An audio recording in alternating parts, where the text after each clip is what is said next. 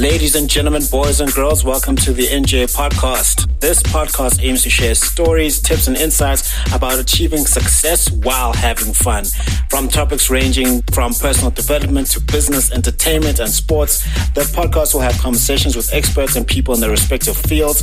The podcast will also share insights from Jablo James's published and upcoming books. The tagline, which is the theme of the podcast, is "Success is a progressive realization of a worthy ideal."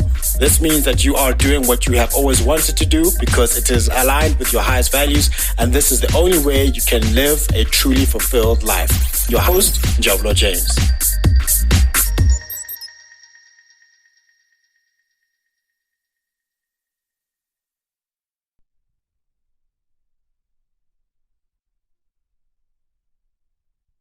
Hey everyone, this is NJ here, host of the NJ podcast, and this is season 2 of the conversations, and this is episode number 26 that we're recording. And remember, the theme of the show is that success is a progressive realization of a worthy ideal. That means you're going after what you've always wanted to go after because it's aligned with your highest values. That's the only way for you to live a truly fulfilled life. So go after what's worth it for you. So don't live a life that is not yours. And on the show today, we've got a friend I've known for how long, was you? A while now. Yeah, for a while now. Yeah, we'll just say a while. And she's I'd like to call a traditionalist and a food enthusiast. I saw her Instagram page. I'm like, why is it only food here? What's going on here?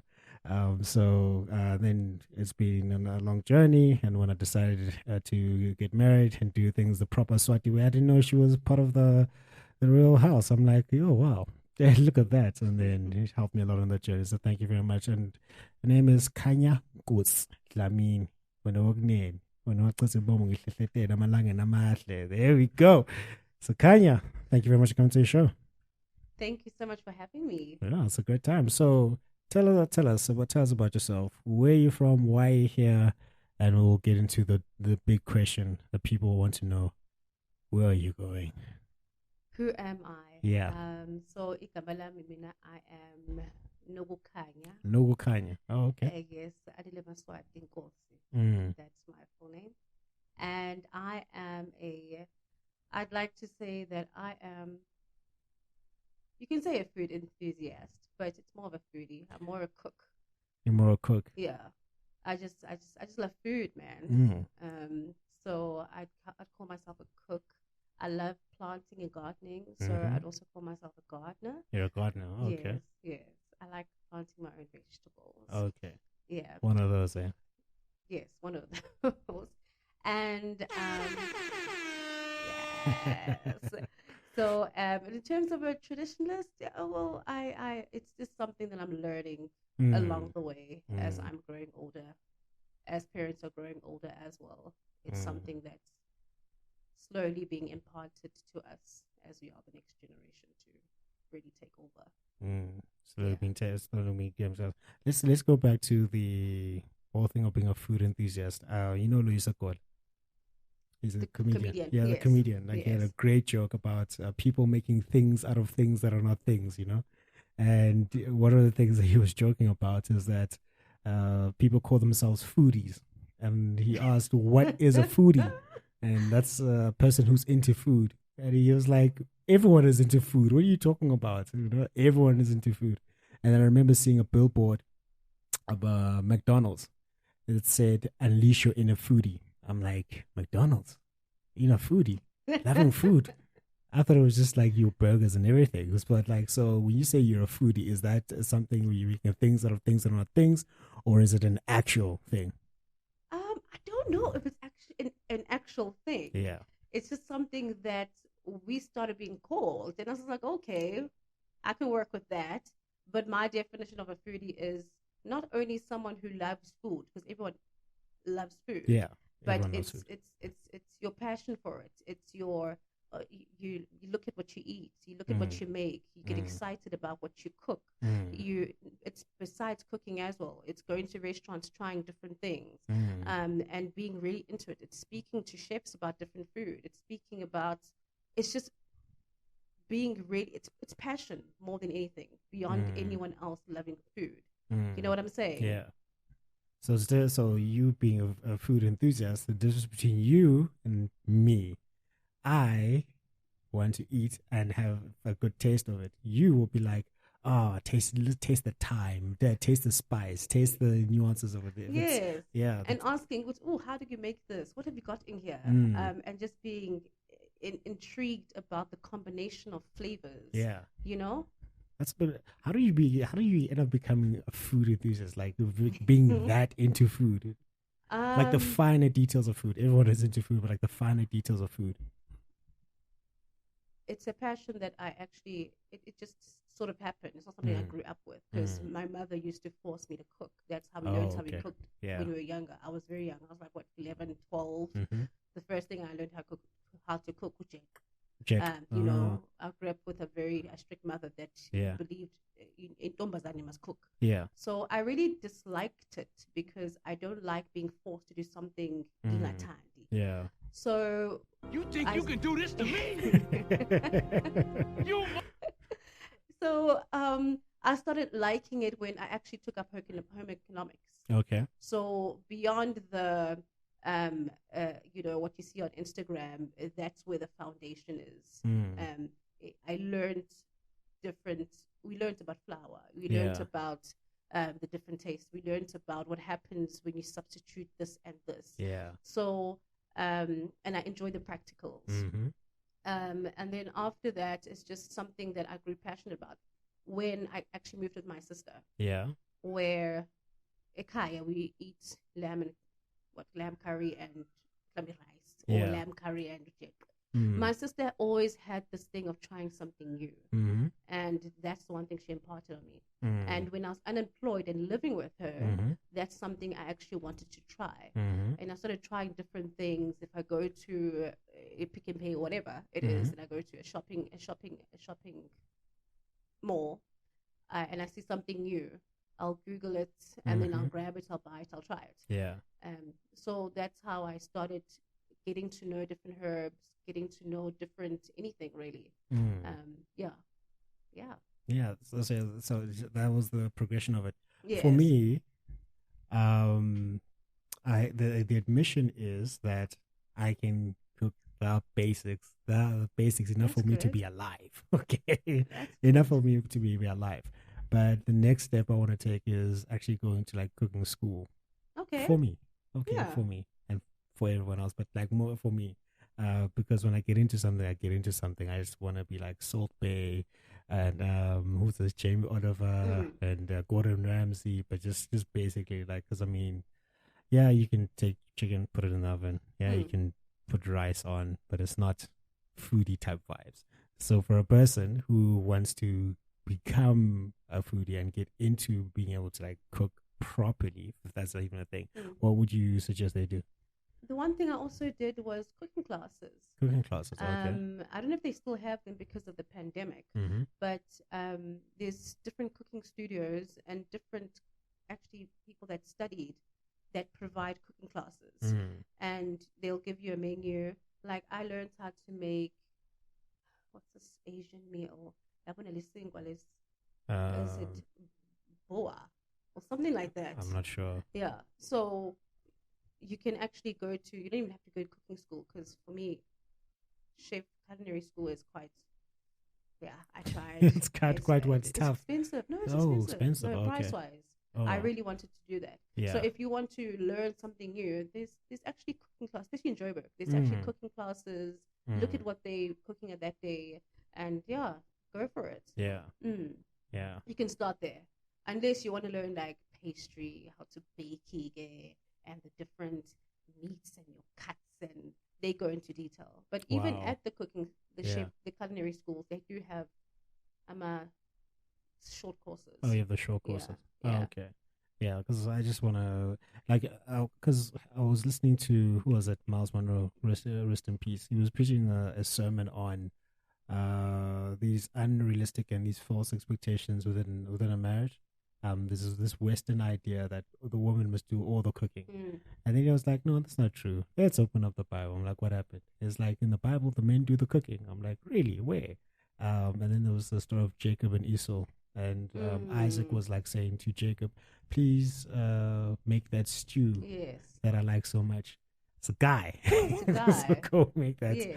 And most of the well-known chefs out there are males. Yeah. That's I'm not as knowledgeable as possible, Yes. but like I don't know a celebrity female chef. Yes. Yeah. Gone are the days.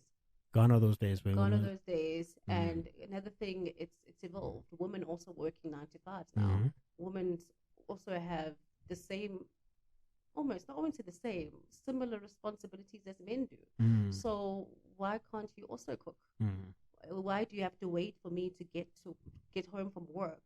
mhm, My opeg. mm. Like, it doesn't make any sense to me. It's the responsibility of the woman. No, I'm joking. Yeah, but what were you doing before? Playing FIFA. Okay, I get eat your FIFA. Eat your FIFA.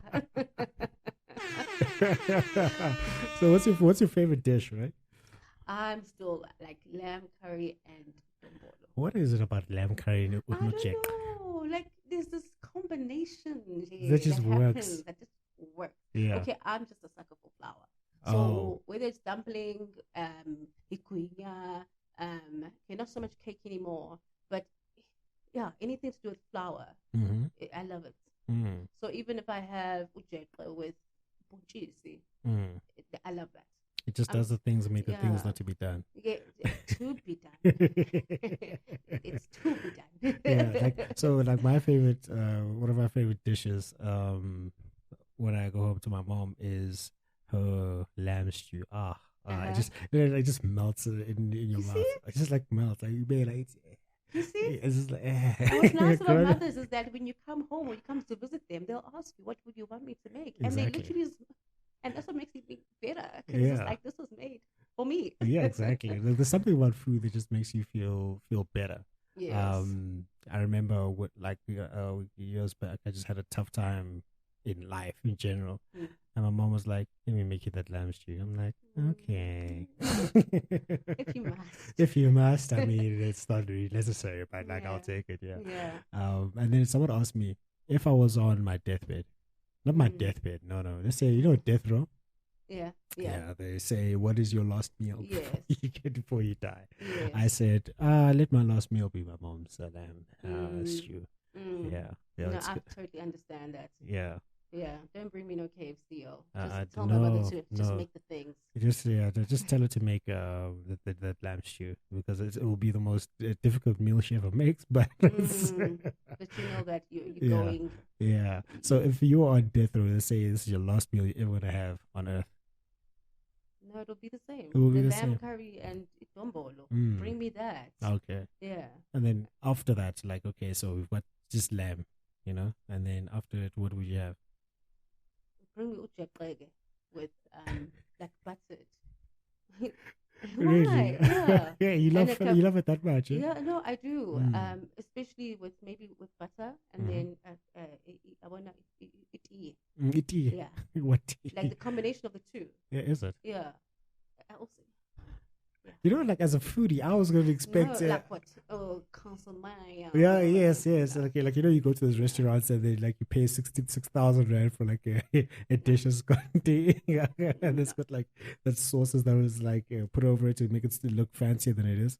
I think those are just nice to taste. It's Mhm. nice to eat them lapo. They've got their places. Mm. But when I'm lying there and about to bring me itombolo lamb, they ask mom to make it just like you. Yeah. Mom, you taught me this. Yeah. Make it for me. Yeah. 100%. So, so like you've got like a following of like 67,000 people. Maybe not that much, but like it's in the thousands. Where? On Instagram. Yeah, Instagram. Yeah, I think it's about 27,000. 27. Yeah. So like then like what do you title yourself on Instagram as a food enthusiast or? No. Because all I see is like food. I don't like titles. Yeah. I would have liked to I just say I'm a cook, Okay. but I went on Instagram and they're naming Yeah. it is chef. I'm not Yeah. a chef though, Yeah. but I just term myself as a cook. Mm. Yeah, foodie, a cook, a recipe developer, Mm-hmm. because that's what I've literally been doing with the influencer work. So you develop recipes from scratch. Yeah, well, yeah. Yeah, that's exactly what it is. Because when I share it, I share what I've made. It's not something that is like a copy and paste. It's this is how I made it. And sometimes when I make the same thing, it doesn't taste the same. You know what I'm saying? I get you. Yeah. And when brands jump on, they'll give you something that you haven't used, and you have to be creative with it. That's developing something new that you've never made. So I'd say, yeah, I'm a recipe developer. Yeah, a recipe developer, imagine that. Eh? And then I call myself a food stylist. A food stylist. I haven't like only this a food stylist. Yeah, wow. that's based on what I've produced. Yeah. You know, I make it look good. It's styling a simple lamb curry into something that says, "Oh, what's that?" You know, even though you can see what it is. Yeah. Yeah, so yeah. Oh, food stylist. Oh, look at me. Oh, yes. I've heard of a hairstylist. I've never heard of a food stylist. Yeah. I'd call myself that. Yeah. Jeez, that's good. So, you've mentioned your lamb curry. Yes. You've mentioned dombodo that's buttered. Uh-huh. Outside of that, you haven't mentioned beef. You haven't mentioned fish. You haven't mentioned chicken. Yeah, I mean, I like everything. Yeah. I like exploring as well. So I'll try new things. But the one thing I do enjoy is sushi. Sushi. I don't make it, but that's the one thing that I actually thoroughly enjoy. Once a week, my sister and I will go on a sushi date. Like it's our thing. Yeah. So I enjoy that, but I enjoy everything. But if I had to choose between the meats, it would be lamb, it would be chicken nowadays, because red meat at the moment is my body's rejecting it, but it's fine.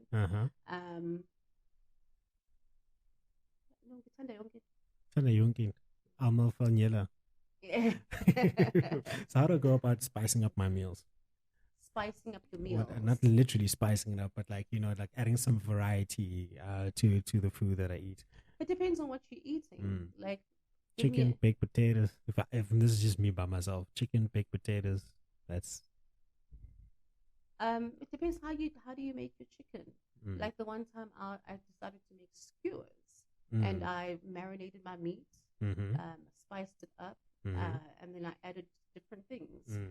I'd add green pepper, red pepper, onions, bit of garlic, and then I'd serve that with. Then I'd change my potatoes up. I'd take my potato, I would boil it a little bit. I'd try to crush it up and slip it into the oven with all the spices. It depends on what you're making. Don't limit yourself to what you can do with. Don't eat the same thing over and over again. You know, like there's these because I like the gym and the bodybuilding guys, and they were like, you must eat like a dog. I'm like, I don't think I want to eat like a dog. What do you mean eat like a dog? Dog, you can feed it the same thing at the same time, you'll still be happy. Yeah. And that gets a bit boring or at times, because one of my favorite meals is just noodles, some fish, and pilchards. Because it's easy to make. But even noodles, you can. I mean, in varsity, I used to like Sundays. That's how my mother taught me. Sundays I used to do 7 colors in varsity. I used to buy my butternuts, put it in the oven. I used to roast my chicken. Let me just get this right. What 7 colors is? Make sure that I know 7 colors, but let me try to describe it. It's being part of a black family. You will know what 7 colors is. It's that Sunday meal where it's got pochies, it's got the beetroot, it's got the butternut, it's got the spinach, there's the rice, then there's the chicken or the protein, and then what's the 7th one like? No, I think the right coleslaw. term. I think we know 7 colors from our parents. Yeah, that's how 7 colors. But I think I was reading somewhere where it says it's several colors. So I don't know. Hey, so when I say 7 colors, it means just more than one for me. Whether it reaches 7, I don't I think it's actually more than. Yeah. I think it's several colors. That's something. That reminds me of something that only happened in the black community. We'll take a word and make it something else. Like remember steering. He has a steering. I have to explain to the whole what a steering is. Like a movie. Yeah, No, like it's in the steering, steering, about Chuck one Norris, steering, Chuck Norris, they don't die. They don't die. Yeah, right. I'm on the steering. I'm on the steering. John Wick. Guy doesn't die at all. Yeah. So what happens is like, what's a steering? Like at the credits it says starring. So that is what is our steering. They all listed there. Exactly. No, but we take it. It's that guy. That's not going to die. Chuck Norris is about to die. Don't worry. That man is a steering. He is not going to die. Wow. And also, I remember, those VHS tapes. We used to record, all these steerings. Yeah. There was I think it was Ufandam and Utongpo. And Utongpo had his own movie. Okay.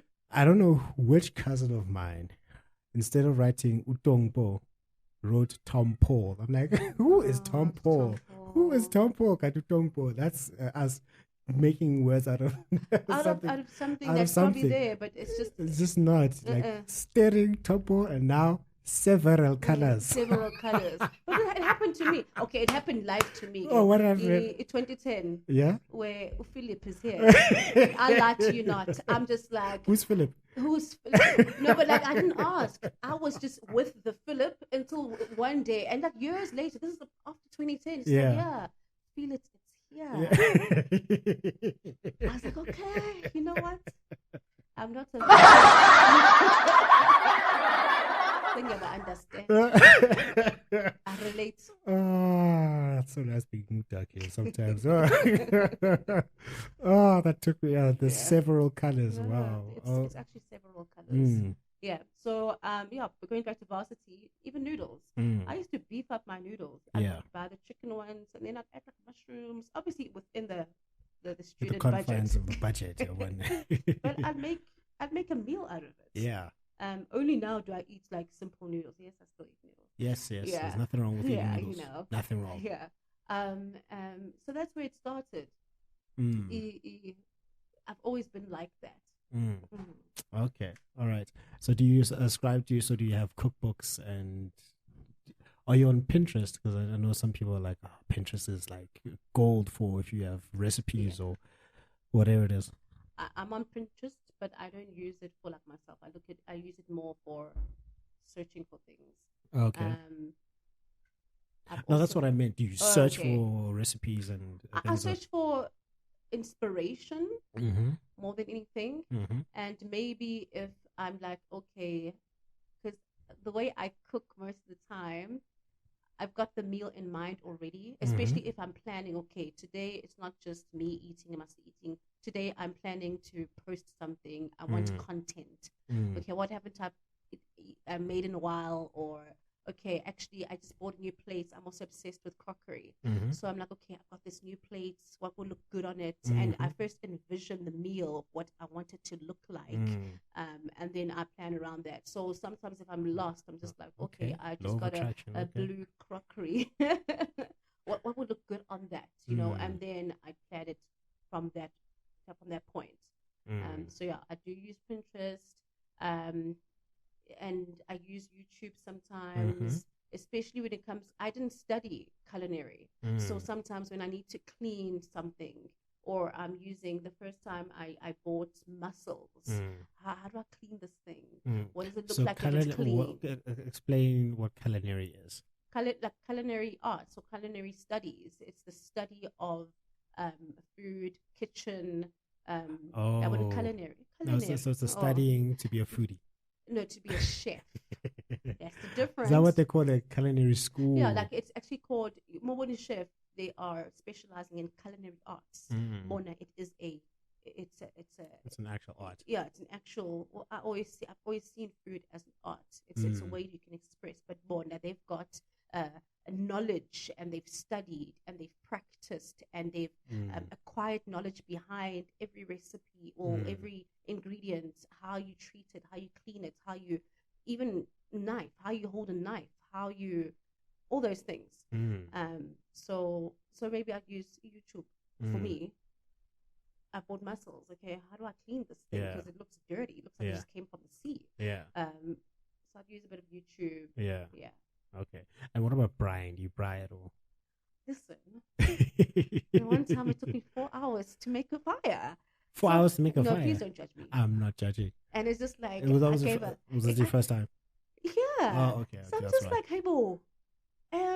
Okay, but now I've mastered it. Now you've mastered after cigarettes, making the fire. So, So if I hired you, I was like, okay, today I'm just hiring Khanya. I don't want to do anything to do with the kitchen. She must just go and cook. Go start the fire and we'll pray. yeah. Okay. Okay. I wouldn't be like, can you start fire for me? I'll be like, no, I got this. I got this. I got you. I've got my fire lighters. I've got my matches. I've got my wood. I've got... Yes, that's actually the one thing. That's why I wish I had a house. Because I'd love to learn to cook on the fire more. Because now it's load shedding.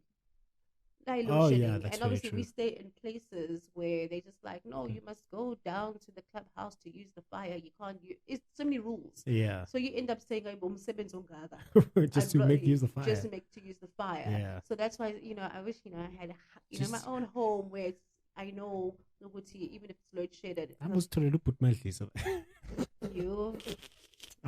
I'll wait. I'm joking.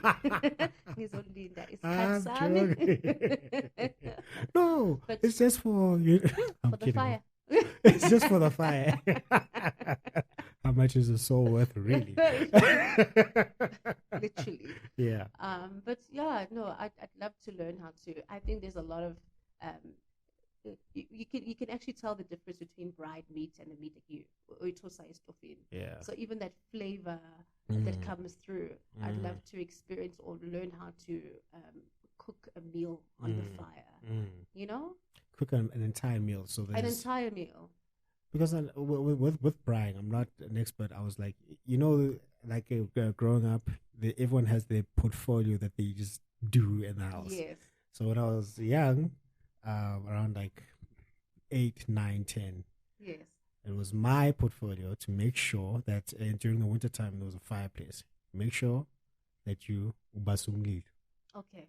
Now, if I had to do it every single day, like during the winter, yes, which is basically like 3 straight months, over the course of like how many years, you get exceptionally good at it. Yes. And Basumlilo, then I was also like, oh, he's good with the fire. Mahambi, you pry. What happened? I pry the meat. Sometimes I burn it. I'm not gonna lie. Okay. I'm not gonna lie. Okay. Sometimes I burn it, but then I got better at it. I need to brush up on my frying because we've been slacking over the past couple of years. Yes.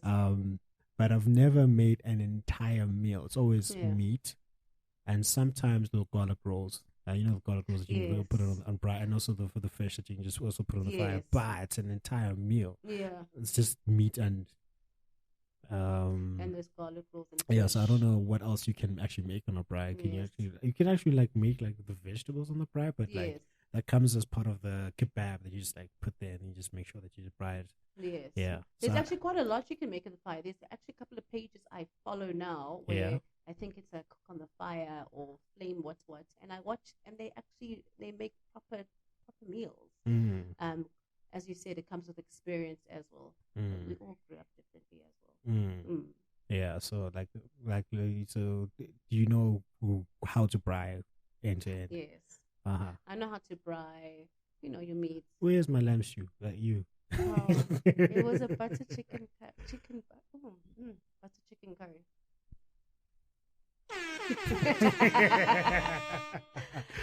You got it. I feel like that day. Yeah, you got it. Yeah. You know the guy on TikTok does this. Yes. Yeah, that's me right now. If he only did interviews, I'd try to get him on. Yeah. So, okay, well, like you posted that, I was like, oh, I'm just looking forward to having some of this. I got these. Good deal. That's fine. It's fine. Is that yours? Yeah. You can just take that.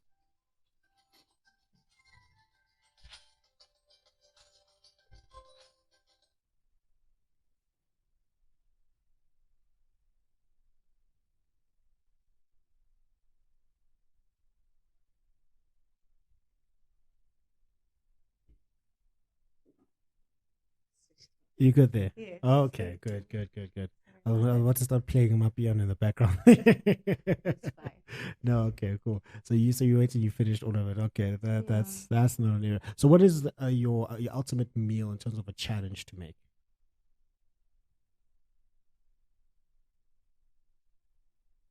Yeah. Let me put it this way: what's the hardest meal that you've ever had to make? That's what I'm thinking Oh, is that about. what you think? Okay. That's what I'm thinking about. Prawns. No. I'm literally going through what I've made in my head. Because most of the time I stick to what I know. Mm-hmm. Because even when I try something new, I don't see it as difficult. Mm-hmm. It turns out the way it turns out. It turns out, and sometimes I don't even know what it's meant to taste like. Yeah.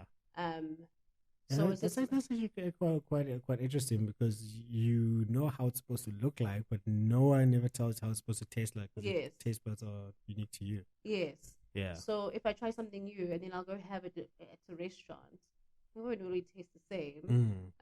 But then I'll try it again and again. But at the end of the day, it's Sandla Sam as fun as someone else. The hardest thing to make. No, I can't think of something now. Oh, you know what I found difficult? What? Because with what the cooking is now, it actually started as baking. It was meant to be baking cakes, wedding cakes eventually. Yeah. Icing. That icing a cake. Icing cupcakes. I can imagine. And it was to a point where I'd use the same ingredients, I'd use the same measurements, but the icing wouldn't be consistent as the last time. Yeah. I don't like that. I said, you know what? Let's cook rather. Yeah. I gave up immediately. You gave up with the cooking immediately, like you were with done. The baking, yeah, I was done. It looks easy. It requires a school for me. It requires me to go to a baking school and learn and say this is what happened. Yeah. So for me, it was the icing, getting it right, baking. I've never baked a day in my life. What? Okay, but banana loaf, everyone can bake a banana loaf. Who's everyone? Not me. Okay. I've never baked a banana loaf. I've never made. I'm a scone. I've never made a scone. They've always been done in the house, like my mom. Fairy cakes. Huh? A fairy cake. Oh, fairy cake. Like fairy cupcakes, like normal vanilla cupcakes. We call them fairy cakes. No. Fairy cupcakes. Okay. Ever. Nothing. Okay. Next. All right. No. Okay. No. It's not. But that's also okay. No, because I've never tried it. I just don't want to. It's not.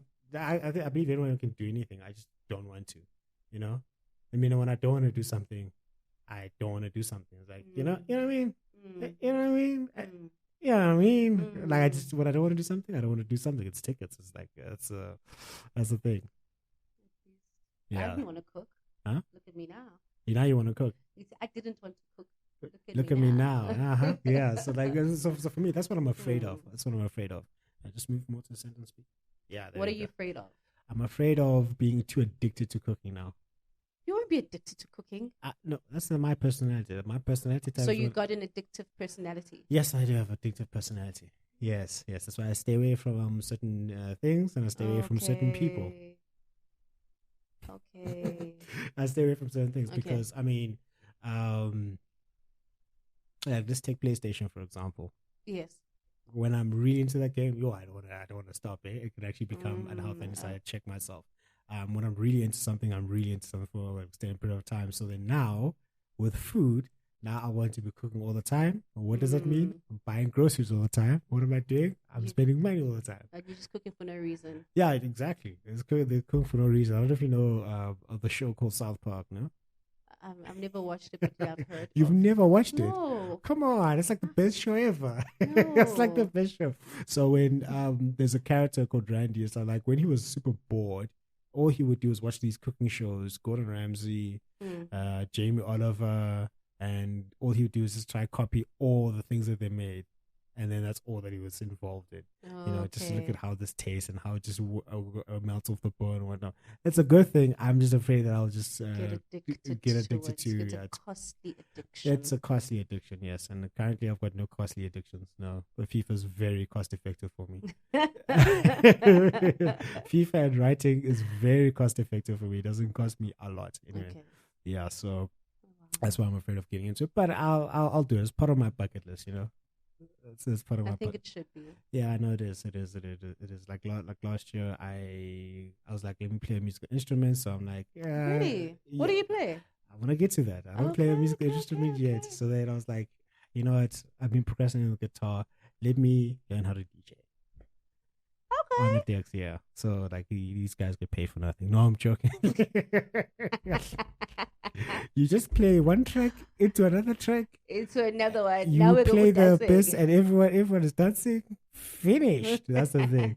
And true to form, when I started, that's what I wanted to do. Like, just like sort of like take my mind off things. But with cooking, and also there's the weight element of it. Weight element. I was actually about to hit on that part as well. Yeah. Yeah. So then now I'm eating all the time, and if I start slacking at the gym, well, it's actually quite good for you. Eat a lot and gym a lot if you want to get size and all that. Think you'll spend less time in the gym, more time in the kitchen.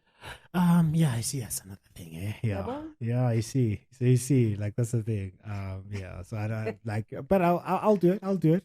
See how it goes, and I'll let you know. I'll go for those short cooking classes, and then let's just try like one out, and then once in a while. Actually, I wonder if they still have them. I hope they still have them. I was actually thinking about them probably 2 weeks ago with a friend, because I'm just like, let's go back to that. It's fun, and you take the recipe home, and you got it, and you can try to get it home. Yeah. Try to so that's how you can spice up your kitchen. Yeah. So like I was also trying to think, because at one point I love eating pilchards a lot. So I was like thinking, how do I like spice up eating pilchards? Because you eat them like constantly, and bull bread constantly, and chicken constantly. Like I'm trying to Khanya Nkosi, so like I was trying to, how do I just make things? But I think those are the things that I've actually seen them do something creative on Instagram because of the campaigns that have been going on around that brand. Yeah. And it's quite interesting what people came up with. I've never looked at Whipple brand and said, let me be creative with it, because I literally like it as it is. What? No, obviously cooked. I just had an image of you just like taking this can apart, opening it like a sort of fork.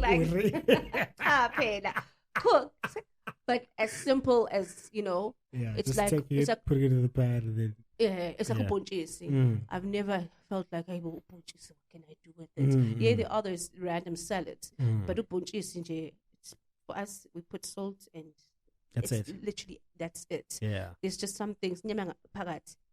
What's trump? Trump, yeah. Trump. Yeah. When people just like zhuzh it up, it's just one of those things. So for me, those brands are just one of those brands I've never thought of spicing them. Yeah. Yeah. But I've seen many people make lasagna. I saw an influencer or a cook that did lasagna. They mixed it with pasta, and they made the whole cheese. Actually, it looked quite good. Yeah. What else have I seen with it? Yeah, that was the one thing that I saw. Yeah. But I'm sure there's been. Official that is in a tomato base. Yeah. So you can. What else can you make with it? Yeah, pasta. You can make a cottage pie. Cottage pie. Leave the mince and rather use that. Okay. I can't say. You can't. I can't even think. You probably can, but I've made I just bull brand mince before. And mince. The bull brand mince. It was. Okay. It was the mince. Yeah. Oh, okay. Yeah. There we go. Yeah. So treat it like how we treat mince. What can you do with mince? It's the same thing though, because I'm thinking about mince. I've had the cottage pie. I've had the, maybe you can stuff it in, make little pastry puffs or. Ever? Yeah, just like little pastry, little pastry. No, listen. The weirdest thing I've ever seen in my life is square pap. Like square pap. I was like, this is like because because I'm used to pume potweni, and you know that spoon.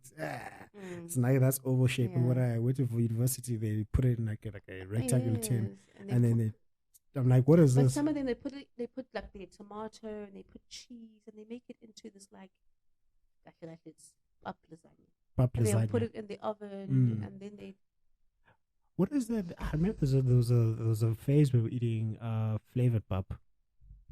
Flavored pap. Flavored pap, yeah. What it's like flavors? cheese flavored pap and. How is it? I can't remember which brand it was. It was way back. I remember a while ago. I can't remember what it was. No. But there was one that had cheese. I'm like, oh, that's a good flavor pap. I enjoyed that. Oh, is it? Did you enjoy it? I enjoyed it. Oh, at least Tinakaya, we just buy pap. The most flavor we would put white is star. No, in Durban actually we have Iwisa. Is Ace. it Inyala? Ini? Inyala. Angiyazi. I'm sure I'll have to Google it. Yeah. And they don't have it here. Yeah, they don't have. Yeah. They don't It's have like it at here. Carolina, Abanayola. It's in KZN. It's a debit. Yeah, it's a debit. Oh, okay. Yeah, there's some things that they have in KZN that they don't have in Joburg. So the most we used to do, we would put butter and aramet and just change the color from white to yellowish. Yellowish. Yeah. And then, but otherwise, also keep that simple, hey? Oh, but the one thing my aunt did, my late aunt did, is she chopped onions and she chopped green pepper and she was like, oh, this is very huge. And it was actually quite nice. She chopped onions and but that's the thing about food. Literally, it's a canvas. Yeah, it's a canvas with paint, that's all ingredients. No one can say, okay, and it's really bad. You're limited by your imagination. Yeah, that's what I like about it. And that allows you to be creative. So when you go to your canvas and when you're bender, I go to the kitchen and I make a meal. Yeah. Have you ever traveled outside of the country? I went to Bali in 2001. I said, have you traveled outside the country? Everyone goes to Bali, bro. Come on. Oh, and Swaziland. Swati. Let me be clear. Have you traveled outside the country, overseas? No, but how was Bali? I appreciated South African water. Guys, we got great water, yo. What? Like, shout out to our water. Shout out to our water. I mean, I guess. Shout out to the water, not the electricity. But anyway, Bali was amazing for me. What you don't know about really? I went there with friends. You don't go to Bali with just friends. You just go with a significant other. No, not Bali. Like, it's a significant other. I want to, Maldives. Oh.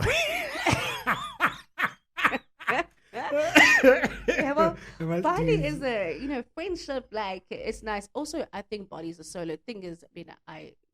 There's a connection of a spiritual side, that made me enjoy it even more. Yeah. But food-wise, but that's the thing with Bali. Like, I can't say there was a meal where I'm just like, that's what do you call Bali people? Yeah, what about them? Bali. I guess we're South African. Hey, please don't judge me. I don't even know. I don't even know. Well, I can't say there was a meal of theirs that I experienced. I think there was one or two. Because it's just so like what weird noodles for you to go and to an a different egg. Country. Because they have a lot of. I think I just played it too safe. For my first time out the country, I got a sensitive stomach, so I had that burger, I had the pasta, I had the. I know. But there was like one meal where we went to a waterfall and we first had lunch before we went down. Yeah. And I had some noodle. It had. This is our signature dish, and it was actually really nice. Like noodles. It was noodles. Like it had Zulu. It had, I'm sure, my spice but it was rice. Yeah, fried rice. Not fried rice. I can't remember what it was. But it was really nice. And I if ever I go to not if ever when I go to the Maldives, when I travel, never mind the Maldives, I would love to experience more the cuisine that's there. I think I just played it too safe. I was just like, what if I get sick? Is that the not because there's anything wrong with the food, but my stomach was for a foodie. How do you have a sensitive stomach but you're a foodie? It was my first time stepping out. At least that, and also I was scared. It was okay if I get sick, yeah. What happens? Yeah, I was thinking. Whereas I'm just like, I want to taste anything. My doctor's around the corner. He got me. Over there. Yeah, over there. I'm not saying they didn't have doctors, but it's just like it's quite away from home. Yeah, it's a wild thing. But I'd actually rather taste their cuisine and be involved in that and spend more time with the people. And, yeah. So I remember going to Singapore 2018, and I was like, I'm not going to be McDonald'sing anything. I'm not going to be Steers anything. I'm going to be a Singaporean, if that's the right term. Yeah. Don't fetch me if I got it wrong. Their signature dish, I'm not too sure if I can remember it's called fried rice or a rice bowl. So it's basically rice. It's rice, and they've got eggs, and then you'll either have like pork and beef and a mixed vegetable with it. Legit, that is their dish. That's a Singapore dish. And also in Singapore, they've got like 4 ethnicities are there: the Chinese, the Indians, Malaysians. Malaysians, and there's another group. So then you've got your Chinatown there, then you've got your Indian town there, Malaysian town there, and then so I'm like, I'm just gonna walk around. Those are quite nice cuisines, because Indian cuisine is amazing. The Chinese based on the Chinese meal that we've had. Yes, the curries. Yes, it's amazing, so every time I'm just like, I'm making curry. We've got an Indian staying just below us, and when she cooks curry, like the aroma just travels. Yeah. So when I'm cooking my curry, I'm just like, I'm just doing what I know, man. What spices do you I'd actually just go, I'm like, I'm not going to do. Hi. So how do you make that curry? How do you make that curry? You know, here's 200 rand. Teach me, how do you make that curry? That's crazy, because I was telling my sister the same thing. Last weekend, I'm just like, girl, do you smell that? I think I'm going to go downstairs. No, I think you should do it. I legit think you should do it. And they're very open to teaching how to go cook, because in Benoni, Lakefield Benoni, not any other part of Benoni. Like, because when I say I'm from Benoni, people think it's like I come from a hood area. That's not true. It's the south of area. Just letting you know. Yes, just letting you know, so you don't think I'm something that I'm not. So it's a large Indian community that's there, and some of them I went to school with them. So then after school I'll just go and chat with them. And then they'll be making these nice curries. And I'm like, so how do you make it? The mom gave us an entire masterclass. I forgot what was being done. All I knew is I was going to eat. It's like, so you put that in there, put that in there, put that in there. Because it's lengthy, hey? No, it's a ritual. It's it's a ritual. Really is. I'm serious. Because it's quite lengthy. Yeah. But when they give you the list of what you need to put in there, and it's like, no, then you wait for this, and then you just let that, and then you just, Yeah. You spend 4 hours making a curry. But 4 sorry, hours. Sorry, just hanging you in Singapore. Yeah, you're still in Singapore, and then I was like, I'm gonna walk throughout, because Singapore is like, it's a city state. It's not that big, right? Okay. So then I'm walking through the different towns, and I'm seeing what they're selling there. You know, it's nothing. That's no different from like Joburg CBD. Like they've got all these stores around there. Yes. I go and I see stuff I didn't believe. I said, why am I seeing toad? We can go and eat toad legs, snails, snail legs, all these weird cuisines. I'm like, I felt like trying it. Okay. I felt like You've never had a snail before? Have I ever had a snail? I'm sure I did. Actually I did, but it was by mistake. So what happened was we went to I had one of our friends, I think the Greek, right? Not they're still Greeks, not like they changed. They're Greek, right? Okay. And then they're like making a special dish for us. Mm-hmm. So I was like, I didn't know what was there. Not be a foodie, just to eat. And like ate, it was like, oh, this is so delicious. What was that? It was snails. Oh, okay, great. And then also I finished like sheep's brains. That's some good meat. It tasted good. I mean, it tastes good. I'm glad you told me afterwards, though. Afterwards, yeah. Thankful afterwards, but yeah. I mean, like, I don't know. One friend of mine told me the story where he was fed. I think it was like goat testicles. Oh. Oh wow. Yeah, as a delicacy. That's me. That's the term of a good delicacy. I'm like, Oh, a delicacy. yes, a delicacy. Yeah. So I'm like, yeah, I'm not too much into delicacies anymore. My delicacy, what is scope? Yeah. So, Anything outside of that, it's not scope, fine. yeah, it's not fine. Please don't really feed me goat testicles, please. Let's not do Oh, that. did you taste them? No, I didn't. No, Oh, I they didn't. told you before. I'm just referring to the friend who was like, I'm not. no, thank you. No, thank you. I'm good. I'm fine with my masculinity as it is. So I'm seeing all these interesting delicacies where I'm like, I feel like trying them. But to your point, when you're in Bali, you're like, if I get sick here, so I was like, no. So I played it safe there, but I did try the local foods. Nice. Yeah. Nice. And I remember we went to Germany this one time, or like we went on a school tour, and then there was this group of girls that were from the same school. When we were in Germany, have German food. Or in Amsterdam, eat food from the Netherlands. I was supposed to say Amsterdam food, but no. They went, we're McDonald'sing and Burger King. I'm like, but like you're in the country, why don't you just eat the food that's there? Yeah. I don't get it. I definitely don't get it. So you've only been to Bali, ne? Yeah, I've only been to Bali.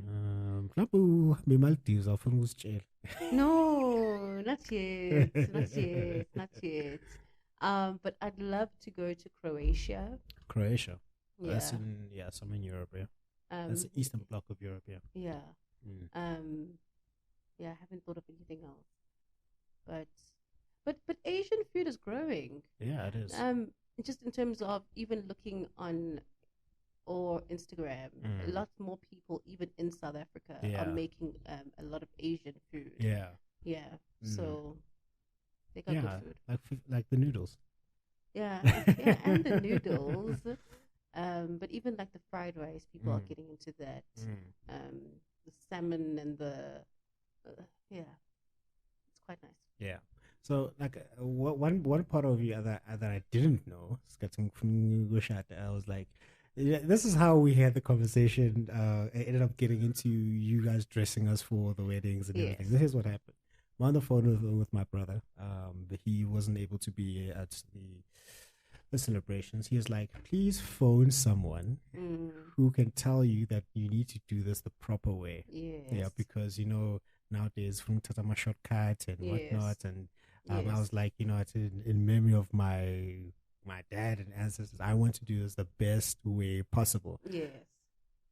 It's a lot of work to do it like to your guys' standards, but because it's like, who do you know? So I'm like, okay, so I'm looking through your stories, and then like you post Swati traditional events and attire. So that's when I got in contact with you. I asked, so who do you know who knows how to do this thing? It's like, oh, my sister, this is all she does. I'm like, this is all she does? I have a conversation with the sister. She tells me about things I didn't even know about. I'm like, oh, Nkosi, I'm from the royal house. I mean, yes, listen to that. Yes. Yeah. Y'all better recognize. Yeah. So, so if the king dies there, are they fetching me? No. I don't think it doesn't. No, not even. I don't think it doesn't work that way. Does it not work that way? Okay. It's just in the blood. It's just in the blood. Yeah. Oh, okay, all right. Okay, there goes that retirement plan. And then also, I saw a meme. Funniest thing. By the way, I'm Swati. She's Swati. Yeah, that's why we're talking where we are. So, I saw a meme. Yeah. Was it a meme or was it a news report? I'm not sure. Where it says that King Swati, the third, he's the third, right? Okay. He's the third. Yes. Okay. He says that if you are a Swati national male, you must have not one, not two, not three, not four, but 5 wives or go to jail. Was that a true report or was that a? You don't know. I don't know. You don't know. I don't know. Okay. Fun and now I just saw also on. Is it? On the social medias. Yeah, I don't know. I try to pitch that to my person. I'm like, it's my culture. Yeah. Do you want more than one wife? Hell nah. No. Okay. No. Just More than checking. one. I don't think that works, eh? Yeah. I'm just talking about like just just in general. For me, I don't think it works because that defeats the purpose of being married, right? Yeah. For me, purpose of getting married is to like grow with one person. Now, if your focus is split across 4 or 5, now it becomes an economic arrangement. But that's just me. That's just me. But I guess it's also just like me that I'd like to not. I'd love to just marry one person. Just one person. For him to just marry me. Just you. Yeah. Why not? Preferably. Why are you being selfish? I'm not being selfish. Just let me know that that's your arrangement, and I'll let you be. Go have your 400 wives. These modern women. My goodness. No, but seriously, I don't know. I don't know. It's not something I grew up in. And it's not something I'm willing to explore. Yeah. Yeah. And one of the things I'm gonna do is get like 10 polygamists on the show. Like speak to more than one polygamist because I want to get their perspective. Because my own perspective is monogamous. Okay. Because I haven't spoken to a polygamist, so I want to understand. I want to understand because right now my opinion right now is formed. That's why I do this podcast because my opinion is formed on what I know now. Yes. And so I don't think I can say. I'm saying it doesn't work based on my experience and based on what I've read and based on what I've seen and opinions of other monogamous. Yeah. Those people who are polygamous, that seems like it's working for them. I want you like, what's your secret sauce? Yeah, and also to understand. Yeah, I just some want of to understand. them it's generational, but some of them they started on their own. It's just like, okay, what is the idea around it? You know, it's you probably get a lot of different answers. Yeah. Like because when I tell people I'm Swati, I'm like, ooh, you might want more than one wife. I'm like that. How? Since when? Because that's what their frame of reference is. Yes. I don't know from where, but I'm like, that's just not how it is. I mean, like more than one is like. I'm also thinking, snogonog. But that's true. Ngeke was ushada isithembu kanamali. No, guys. Uyaphi lapho? Exactly. No, so vele wethe akusela chelete. Uyaphi lapho? You know Ntate Thuso? Do you know that guy? Ntate Thuso. Oh, okay. Oh no, he's a radio personality. He basically calls people out on spending money where they shouldn't be spending money. So this funny clip where it's like saying, you like to do things without any money. You don't earn the money that you should be earning, but you are living a lifestyle of other people who have money. Plenty of people are doing that. That's plenty of people. I've been guilty too. I'm not gonna lie. Really? Well, what? But I remember after the first book, like listen, the first book, Inspired Success, I sold 500 copies in the space of like 3 months. And because I'm self-published, guess where all that money comes? Straight to me. Now all of a sudden I've got all this money. I'm like, okay. Then a couple of months later, it wasn't there anymore. And then I was asked, how much did you make? I told them the amount. I'm like, dang, that's good. So where is it? I'm like, I spent all of it. Okay. I spent all of it. Thank you very much. Yeah.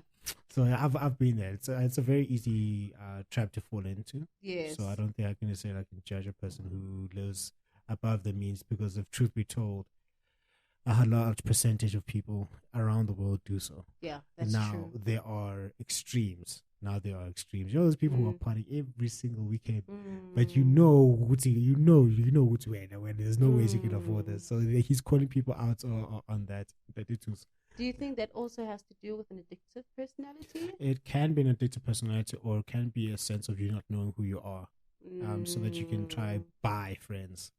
Or knowing who you are. I like that. Yeah, or buying companionship, That's a nice one. Actually, I love the fact that you touched on that. I'll just give myself a Actually, give yourself a Yeah. You touched on that, and especially since, the topic we're getting into. It's probably the people don't understand in terms of knowing who you are. That's where your wealth is at. Yeah, 100%. That's where your wealth is at. I mean, for a long time, also at a personal level, like also myself here, I have a sense of like, this is what I want to do, this is where I'm going, But sometimes we have like why what am I actually doing here? Like 1 minute you're in love with the job, next thing you're not in love with the job anymore. And then one thing you love writing, and I'm just speaking about myself. You love writing, next thing you don't want to touch a book at all. 1 minute you feel that this is what you're called to do, next thing you're like, is it really what I'm called to do? And like people trying to figure out who they are. You'll be shocked at I know sometimes we have conversation. We feel like, hey, I'm not too sure where things are going or why am I here. Like, get to CRP. You'll be very shocked that how many people who are quote unquote successful made it. They've got it figured out. They do not know what they are doing. Yeah. This entire thing called imposter syndrome. Yes. Yeah, I learned that word 2 years ago. Yeah. Actually. Yeah. But only because someone else said it. Like imposter syndrome, was it like word of the day, Toastmasters or something? No. A friend of mine actually said to me, Khanya, you got so much potential, but I really think you got imposter syndrome. Wow. I mean, with Google. Keep guiding. Yeah. Google, like, what is that? Yeah. And because there's nothing. Oh, yeah. I just think he planted a seed. And I started thinking, yeah, it started becoming my excuse. You've got imposter syndrome. I've got imposter syndrome. You know what? Yeah, like I was doing some coaching with who's this? Some of the colleagues at work. I give them free one-on-one coaching. Pretty much similar to what we used to do. I have 15,000 an hour.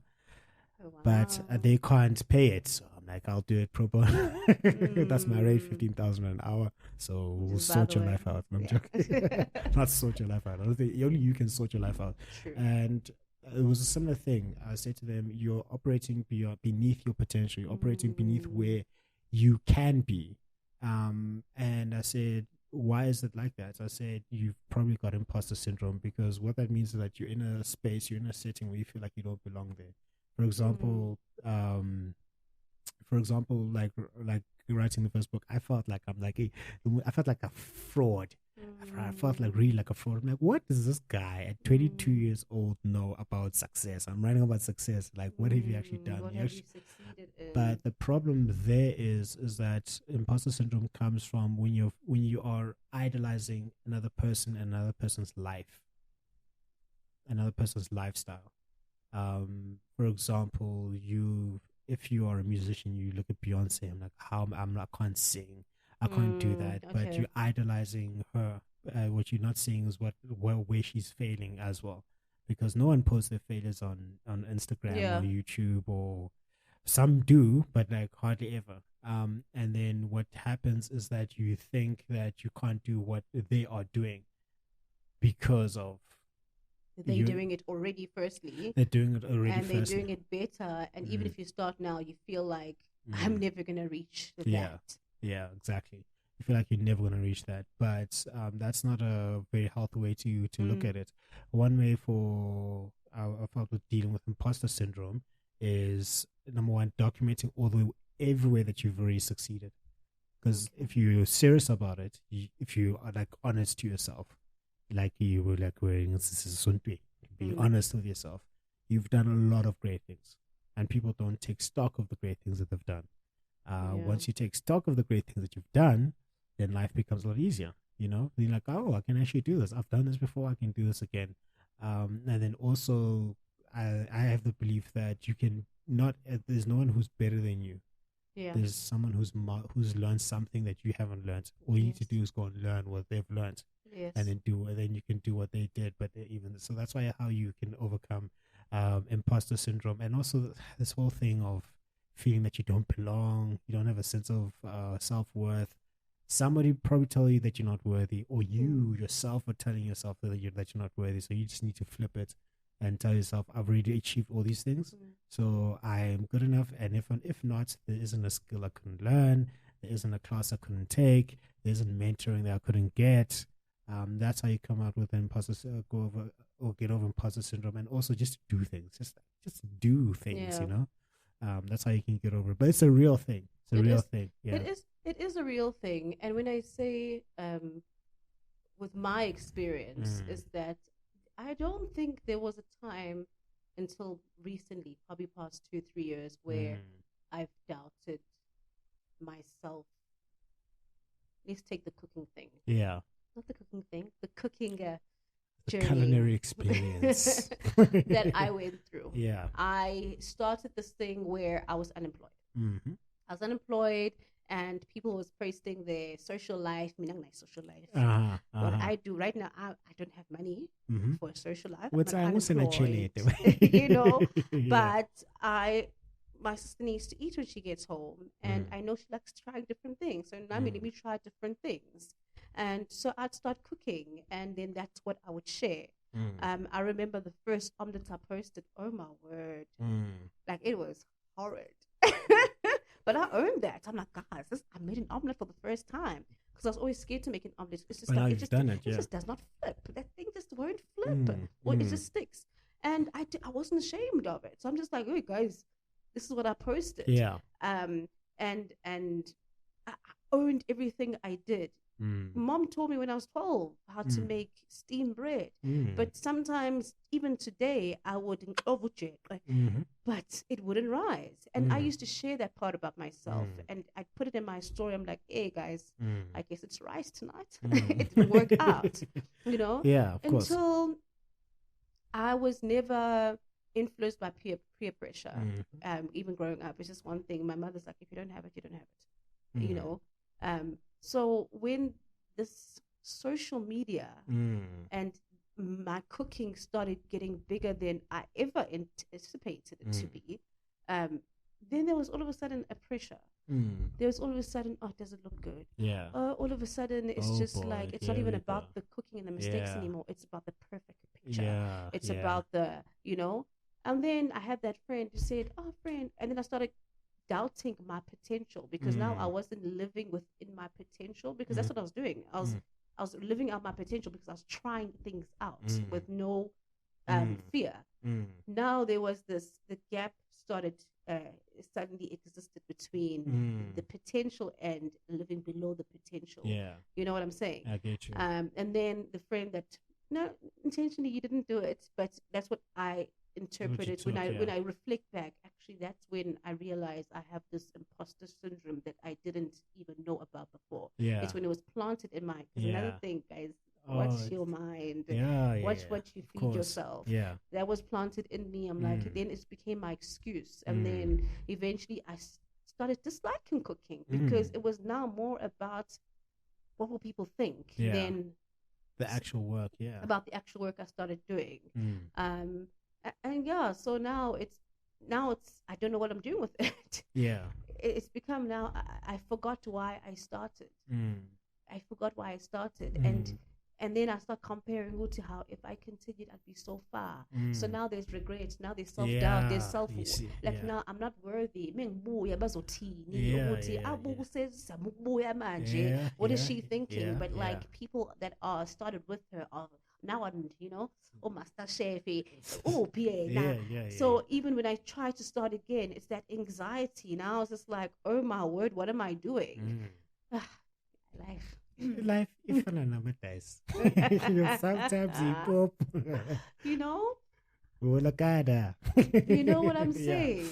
Yeah. So a lot of people have been through that imposter syndrome. I'm sure you've heard of this person. I think she got a Nobel Prize. She was revered. When she died of a heart attack, the world cried.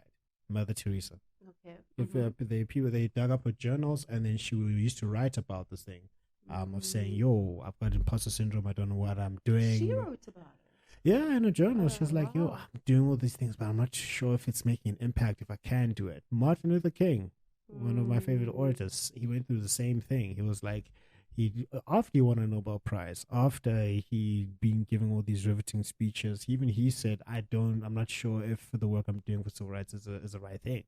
A lot of people have been suffering from imposter syndrome, and I think it is inevitable that you will, even after you've been quote unquote successful in what you're doing. So it's a very normal thing. It shouldn't be normal, but it's a normal thing given the society that we live in. But it's how you overcome that imposter syndrome. Yeah, that's how you do it. I mean, back in 2015, it was like 7 years ago. I was in Las Vegas, and I spoke to this guy. I was at a bar, in the hotel. Okay. There's a hotel and the hotel had a bar area. Yes. Like it's Las Vegas. They're busy playing dice and like gambling and all that stuff. Yes. So I've been to Las Vegas. I haven't been to America. I've been to Las Vegas. Okay. Two totally different things. It's like someone saying, I was in Santon City. You're in Santon City, not South Africa. Difference. Okay. So he told me, and quite a number of wealthy people there. That's why I wanted to go. I'm going to see all these people. That's why the benefit of traveling. Let's just walk around places where you know they're doing things at a high level. See how you feel about yourself, Okay. so that you can know if other people are doing it. So you can also do it. And he told me he made $10 million a year. $10 million. Dollars. Yeah. This is after the IRS did this thing. $10 million. That's good. Now he can afford petrol in the country. The way things are going. And then he told me, I'm ready to commit suicide. I'm like, yeah. With all this money, I would have sworn you're not ready to commit suicide. $10 million. I felt like joking and saying, don't you want to leave me your money when you die? And I asked him why. And he said, he was in the media industry there. And he said, I've worked so hard to be in the media industry, but I'm not too sure it's what I actually wanted to do. So I don't feel like I'm worthy to be alive. I'm like, that is tough. That's very tough. Very deep. So that's very deep. So if you don't have $10 million and you have imposter syndrome, and someone has $10 million and has imposter syndrome, just know that it's prevalent at every level. Every level. Everyone suffers with it. That is so deep. You'd think that he'd be okay, but also if he feels that way, it only means now it's now a question of purpose. Yeah. Because you can be whatever it is, like CEO of a top, but if it's not your purpose and you've got other passions and dreams and actual aspirations for yourself and for your life and a journey you would have felt more fulfilled, it is a situation that I'm not worthy. How did I lead? For him, he maybe feels like he lived such a fake life. A fake life, yeah. This is not my life that I live. So, yeah. So that's the thing, and then also, I think your purpose changes and evolves as you go along. I think it changes. When you say yes, I understand the evolving part.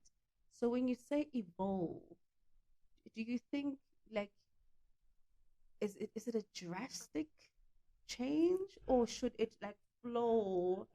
I don't know. Like it's just because sometimes I feel myself so lost in my life because I'm just like, okay, maybe another thing. The problem with me is what I realized is that I'm good at a lot of things, and I don't believe that you can focus on a lot of things. So you find yourself, you know what I'm saying? And then you end up feeling so unfulfilled because it's like, what have I done? What have I accomplished? Yeah, jack of all trades and master of all of them, right? So, of none. But who told me? Didn't you? Someone told me. He's like, "Oh, that's not the whole quote." I don't know who. It wasn't me. It sounds like something I would say. But no, apparently it's not the whole quote. I don't know what the whole quote is. Let me just look it up here. So I mean that's another issue when it says it's like, oh, I'm evolving. Sometimes I feel like, okay, what am I evolving into? Because I feel like I haven't even fulfilled what I was last busy with.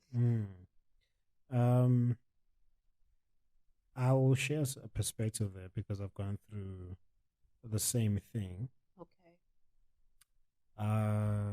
The full phrase is: a jack of all trades is a master of none, but oftentimes better than a master of one. You see? That would contradiction it up. It's a very big contradiction. So here's the thing.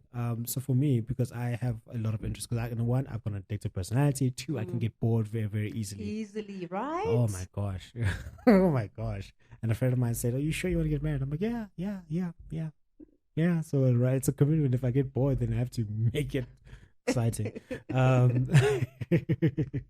Maybe that's why. Maybe I can't wait to get polygamous on the show. So I'm like, is it the effect of being bored? I don't know. I don't know. I don't know. So, because it seems like a lot. I like a lot of things because I write a book, do podcasts, and then. But you see the link. There's a link there. Yeah. So there's a link there, and also like taking up music, as well as leadership and what and all, and I can just speak in communication leadership. And then a friend of mine said, like, yo, you do all these such a lot of things. When are you going to be like really successful in like just one thing? I went back and I thought about my life, as you do when a friend of yours says that. It planted a seed. Then I thought. Then one of my mentors, Amazon Chege. Chege. Yeah, I'm Chege. Amazon Chege. Yeah, titty checks. Oh, check. Yeah, check. Yeah. I out young check. Yeah. Yeah, DJ checks. You know, my dad, one of his wishes that he wrote for me is just for me to be a better speaker than TD Jakes. I'm like, wow. Wow. Like what you're hearing so far? Make sure you never miss a show by clicking subscribe now button. Follow on YouTube, Instagram, and other platforms listed. Also, check out the website for more information. This podcast is made possible by listeners like you. Thank you for the support. Now back to the show. Well, that's amazing, though. Now he passed away, so now I have to do it. Yo, Jakes. So, Jakes, how did you do it, man? Jake! Sure. Right. Yeah. So, yeah. So one of the things is that he faced a similar question. Yeah. I'm like, you're preaching, you are teaching, you are writing, you are doing plays, you're producing, you're doing all these things. It's like, no, for me, that's one thing. He says it's one thing. I'm like, one thing. It's like, yeah, one thing. Yeah, the one thing I do is communication. Okay. And all these things are different forms of communication. I was like, that is a very good way to put it, because think about it. If I say I'm a good communicator, yes. not always. It's not always. Not always in my personal life. Sometimes I don't communicate. Yeah. You know, the thing about the mishap about communication, the bad thing about it is when you think it's happened. You know, when you tell yourself in your head that must I say this, like, no, you didn't. No, see, start here. Yes, yes. So in terms of communication, we communicate on doing a podcast, we are doing a YouTube video, we're writing a book, doing speeches. I don't know how I'm going to beat him, Chega, but we'll see. Yeah.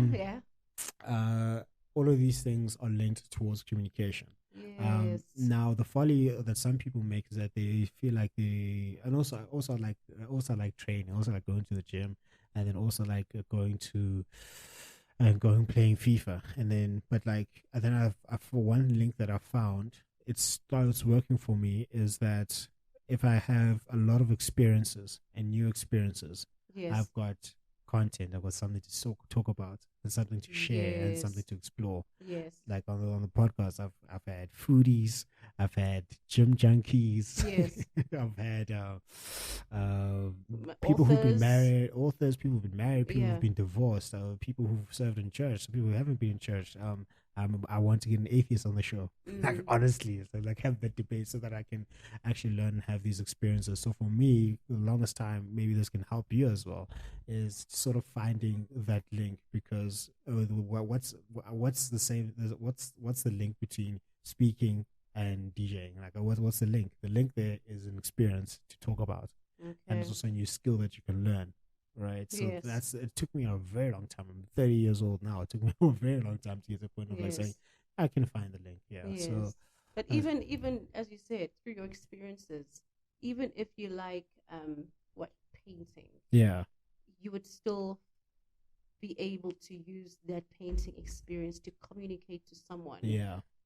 About whatever it is, whether it's a life experience or there's things that's why I realized. I used to do art actually. Yeah, it's like, is it? Yeah. Maybe you should add that in as well when you have time. But even when you take a walk, like I listen to Deepak Chopra. Yeah, the person who, if you married Oprah, Oprah would be Oprah Chopra. Oh, wow, I didn't think of that.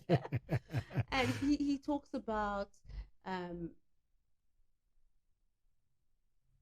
even a simple walk for him is content to heal the next person. Yeah, it's communication. It's what you've experienced. It's because also I believe that everything has life in it. Yeah. So anything that communicates to you, you can translate it into something that will be a message for someone else. 100%. You know what I'm saying? So even when we try to link things, maybe we shouldn't try to link things too much, but we should see what we're good at already. What you're good at is already linked to your purpose. Exactly. Yeah, Bob? And then sometimes, like, everyone is different. Everyone is on a different journey. Some people find, let me not say find, well, once they've started searching for it, it's revealed to them at a younger age than somebody else. But you shouldn't look at that and say that, oh my gosh, that person's much better than me, you know? Because think about it this way. I'm a big tennis fan. Massive tennis fan. I used to play tennis. I can see you. Okay. I stopped in matric. I stopped at the last matric.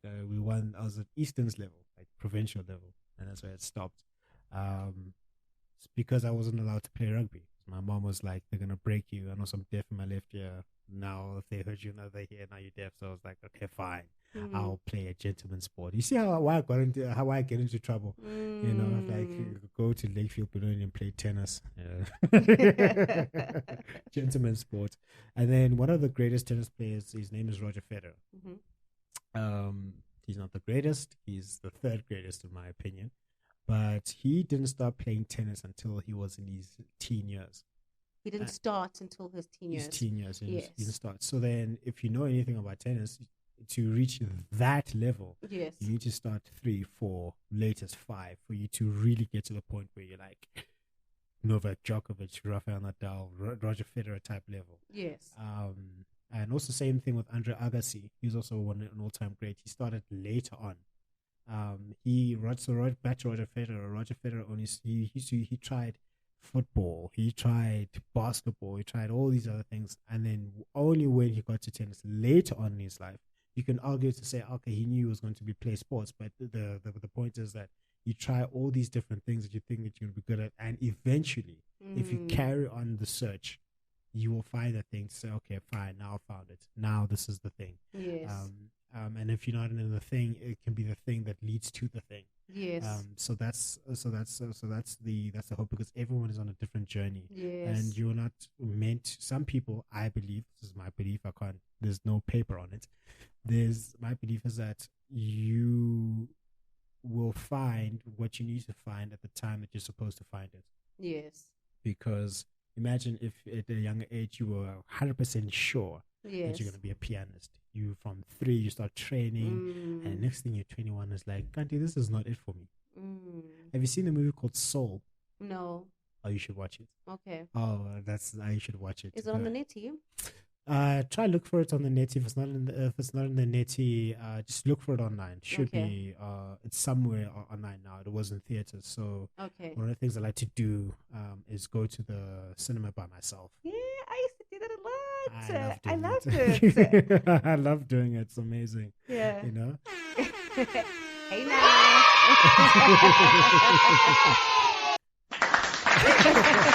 So I love to go to the cinema by myself because I love visuals, I love art, that's why I love the games and all these things. Because I think I'm more of a visionary than a details-oriented person. Okay.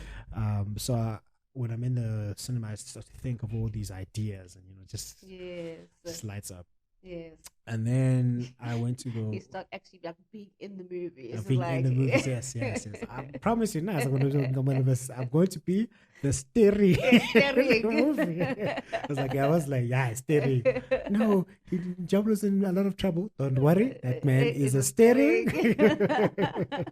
So then I watched the movie Soul. So the premise of it is that this Jamie Foxx's character, he is adamant that he is meant to be a jazz musician, to play on the piano, to be a top-notch pianist. However, his life took a turn because all he was doing was being a music teacher. He would teach people the trombone, the flute, the violin. He would teach them the piano as well. So then, when he gets his big break to go perform with a big pianist, yes, he dies. right? Okay. Like he dies. Not a violent death. It's like this is a Pixar movie. Mm. And then his soul goes to there's a place before you go to, they call it the great beyond, where you don't come back at all. Okay. So then that's where he gets linked up with this other person, because like these souls are just linked with like a tag to say, this is what you're going to do, this is what you're going to do, this is what you're going to do. Yeah. And then there's this one soul, then they'll give him numbers. This one is name was number 2, right?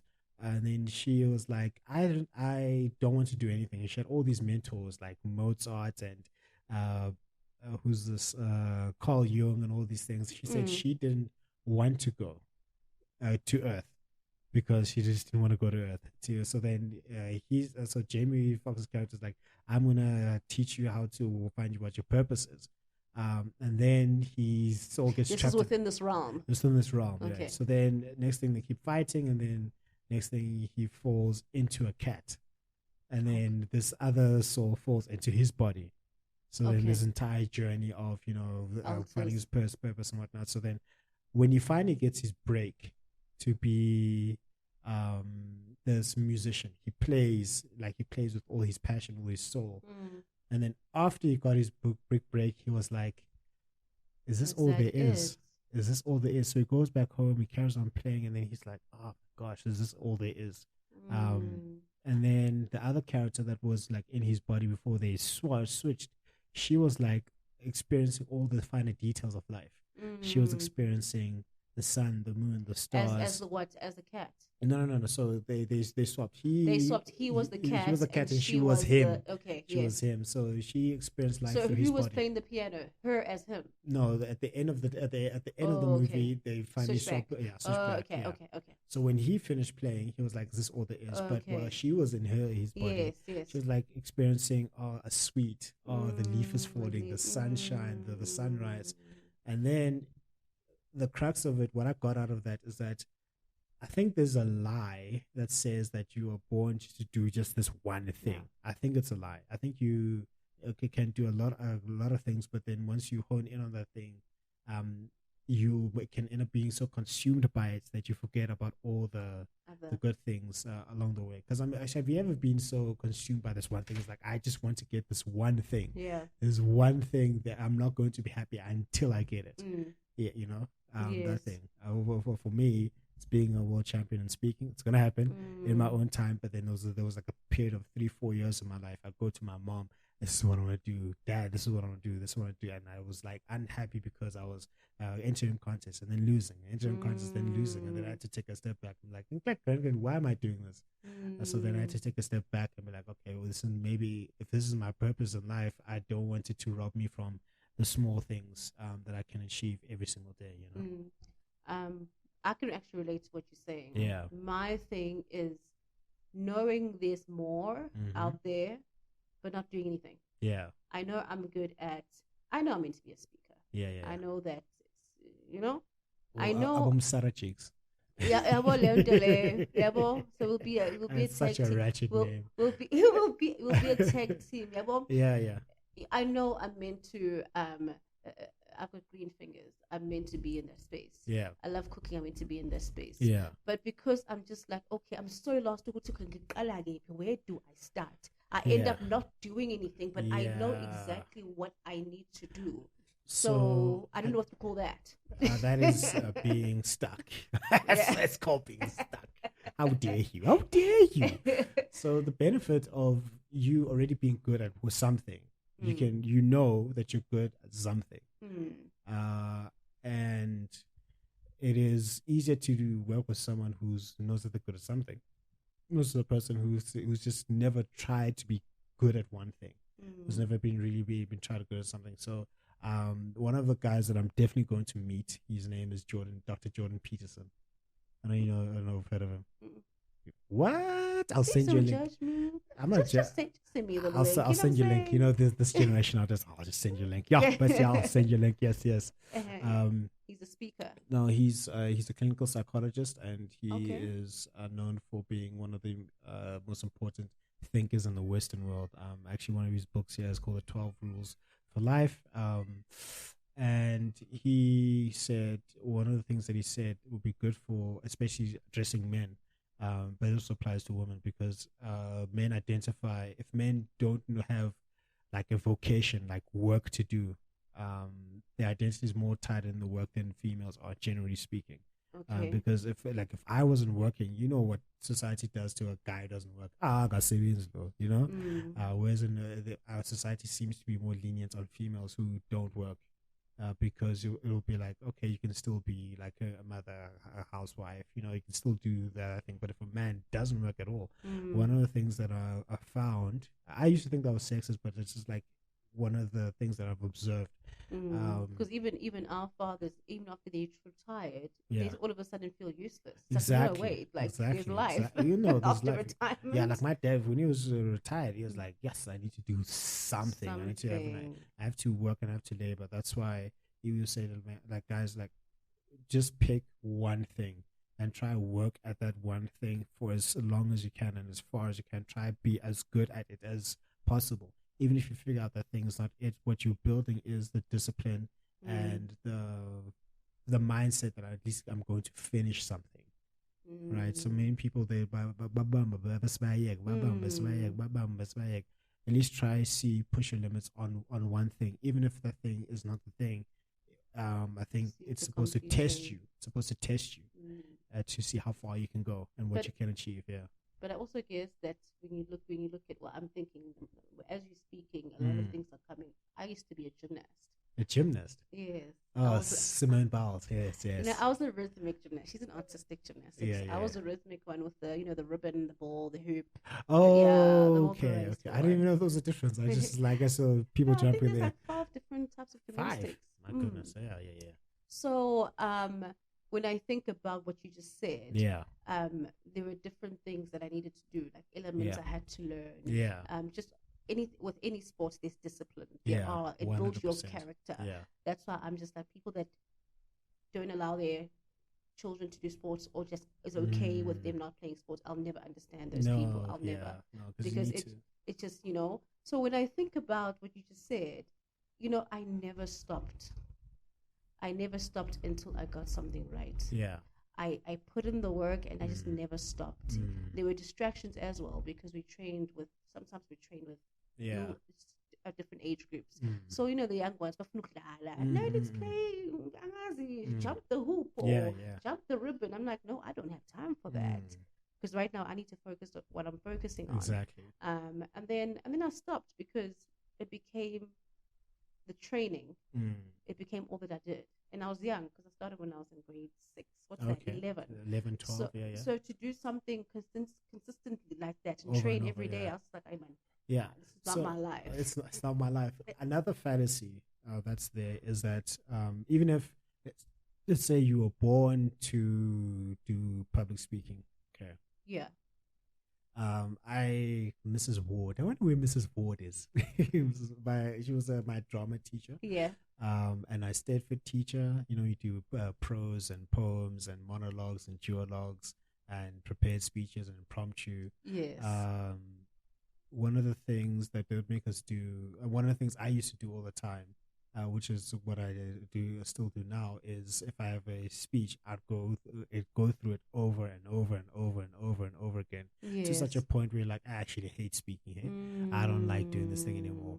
But my issue was thinking that I would always like certain elements of the craft, even if it's what you meant to be doing. Because for me, that's a gift of mine. However, there are mechanics of it that you are not necessarily going to like. For example, managing projects. What do I like about it? Seeing a project to completion, communicating with people, stakeholder engagement. However, there are those things that you have to do that you don't like to do. The admin, the catching up, the putting out the fires, or the consistent practicing over and over again. You're not going to like everything that you do. Yes. However, you will may end up enjoying the results of it.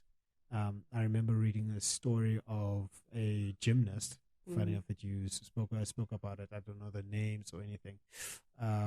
They felt like their trainer, their Russian trainer, was too hard on them. So he was asked, "Why are you so hard on them?"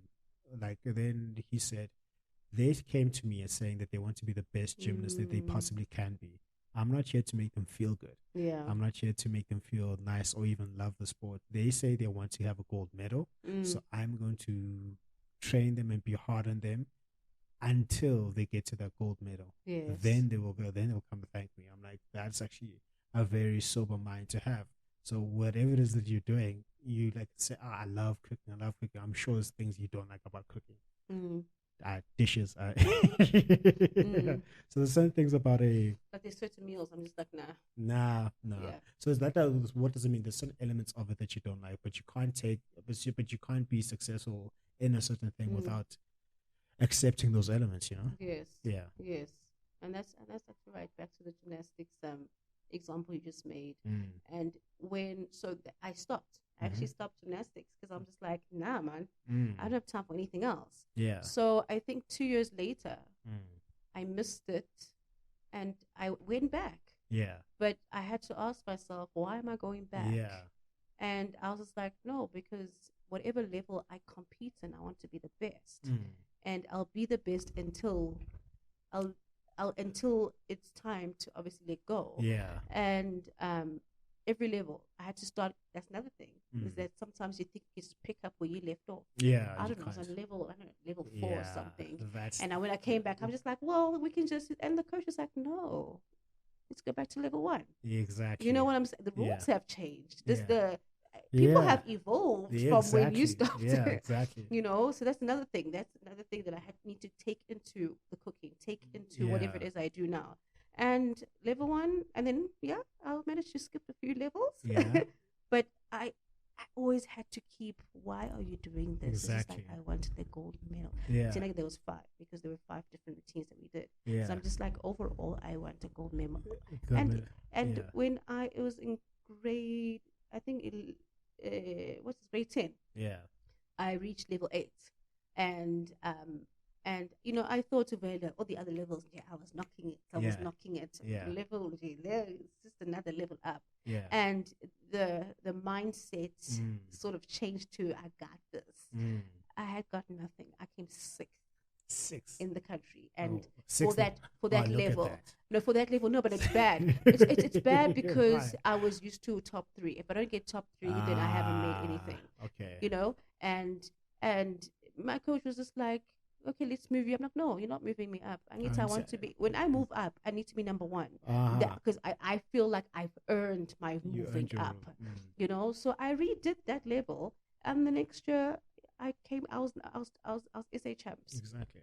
I was in SA champ, you know. SA champs are you know. Yeah. But I had to take, and the reason why actually, when I think about it, it pops up even to today. Know about you. I get it every day, yeah. Even today, I still recall. I don't let go of me being a gymnast because the things I learned lapayana, I still need to. It actually reminds me. Remember when you were a gymnast. Yeah. Exactly. Remember the mindset you had. Yeah. Remember you need to take that now and beef it up and use it here and use it here, and it comes up. Sometimes, you know, I dream about it. It's like, why am I still there? Why am I training? Because it's just like, because right now where you're at, you're training. You're not a pro in anything. Exactly. So exactly. So like that's one of the things that I want to do. I want to look like Frank Zane. I don't know if you know who Frank Zane is. I think you should stop asking me about these people. Not everyone knows who Frank Zane is. So Frank Zane is a professional bodybuilder, was. And he was a professional what? Bodybuilder. Okay, right? okay. So he was the first one to have a physique that was acceptable to the normal man. You know, like now some bodybuilders nowadays, you just look at them like, no, I don't want to look like no. I want to look human. Yes. I want to look like if when I've got all my clothes on, don't know if I lift or not. But then like when it's the shot of like, dang, this guy works. Yes. Right. So that's what I want to work at. And then so with you training and when you have to diet properly, you have to train properly. There are times when, because I love the gym, I really, really love the gym, and there are times where I don't want to go. I don't. I'm phony. And then one of the motivational videos they say, think about how you want to look like. That will keep you going. Think about what you want to look like, because that is the one thing that will keep you going. So one of the things, people don't have at least something in front of them, even if it's not what they'll be doing for the rest of their life. Have something that's pulling you towards finding something. Even if I remember one person came to me like, I don't know what my purpose is. It's like, okay, fine.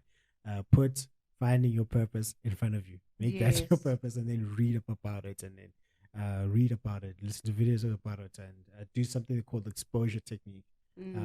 Exposure technique is a manifestation technique where if you want to be good at something, let's say if you want to be good at self-discipline, you listen to all the things that you listen to are about self-discipline. YouTube videos, self-discipline. Books, it's about self-discipline, until you draw that, because what you focus on is what you move towards, and put that in front of you. Then the person was like, oh, actually, I've actually found like my purpose is like writing stuff, because they read so much about purpose, and they like decided to write about it. I was like, I actually like this thing called writing. So wow, the purpose was in the purpose. Exactly. The purpose was in the purpose. It's like purpose inception. Purpose within the purpose. So the thing is, you have to have something pulling you, right? Or else you're not going to make it. Like, for example, going through the marriage process. So I did a white wedding, traditional wedding 1, traditional wedding 2, and there was the walla before that, and then there was the engagement party before that. 5 major milestones, and then my father also passed away. But like, what kept me going through that, and this thing's not cheap. 90% of the cost was on this guy had to pay for 90% of everything. But what kept me was the end goal. Was like, okay, the end is going to be so worth it when I'm done. Yes. Because there's so many times you just want to quit, and people understand if you just like, especially if I learned I had to have certain attires, and I had to do all these things. But you have to have that thing in front of you. Yes. So in terms of finding the purpose, like if you say, my purpose is to find what my purpose is, then you just read about it and write about it and think about it, and then eventually what you seek, you'll end up finding, right? Yes. Yeah. That's what's important, what you seek. Yeah, exactly. So I want to go to a part of the show now, where you ask me questions. You're the host now. Oh, wow. Yes, you're the host. Yeah, exactly. Can you feel it? Can you feel it? All right, welcome as the host. So yeah, what questions do you have to pose for me? Allow my guests to interview me. I think our conversation has helped me. Yeah.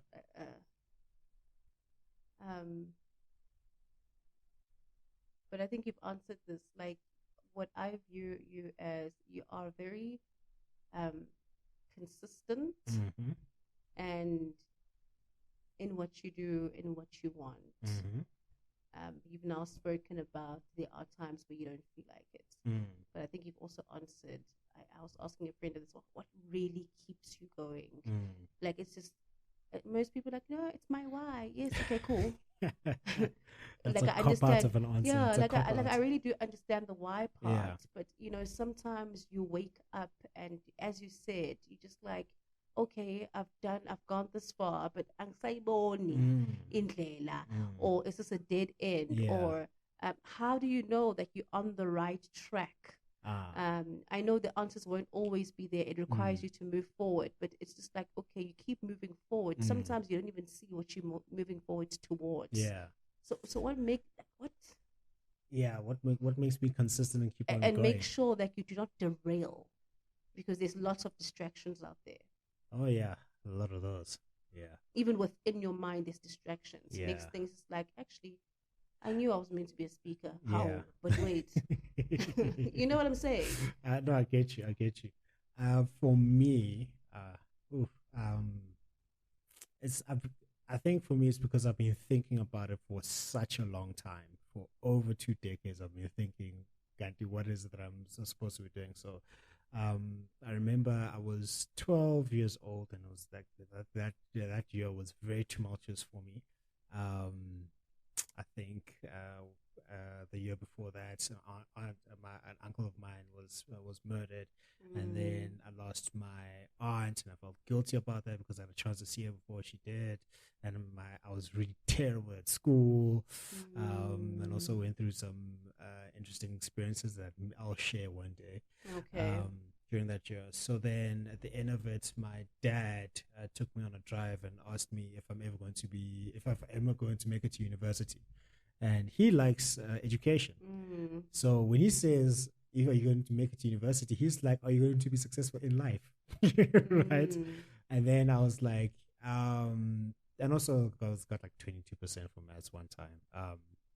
Yes, yeah. So is that where the question stemmed from? Yeah, exactly. Are you going to be successful in life? In life, generally speaking. Okay. So then also, another thing, I had a lot of people come to me. It's like, you've got so much potential. You know, all my teachers were like, you've got so much potential if you just applied yourself. If you just worked at it, you'd be good. And then I remember once at assembly, they asked me to read a Bible verse out. You know, like you didn't do the reading. I missed my reading.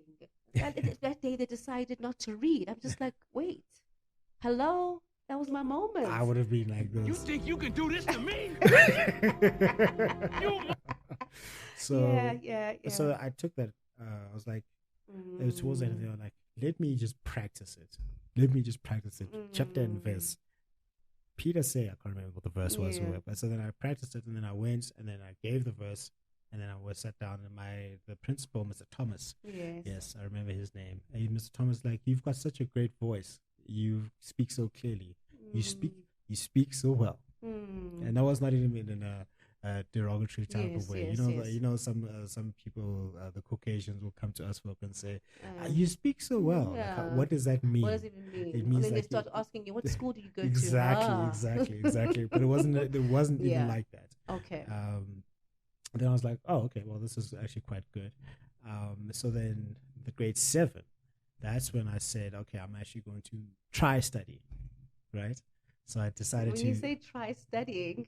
Okay, not try. I'm actually, when I say try, I'm like, let me just actually study. Like, let me actually put effort into academia.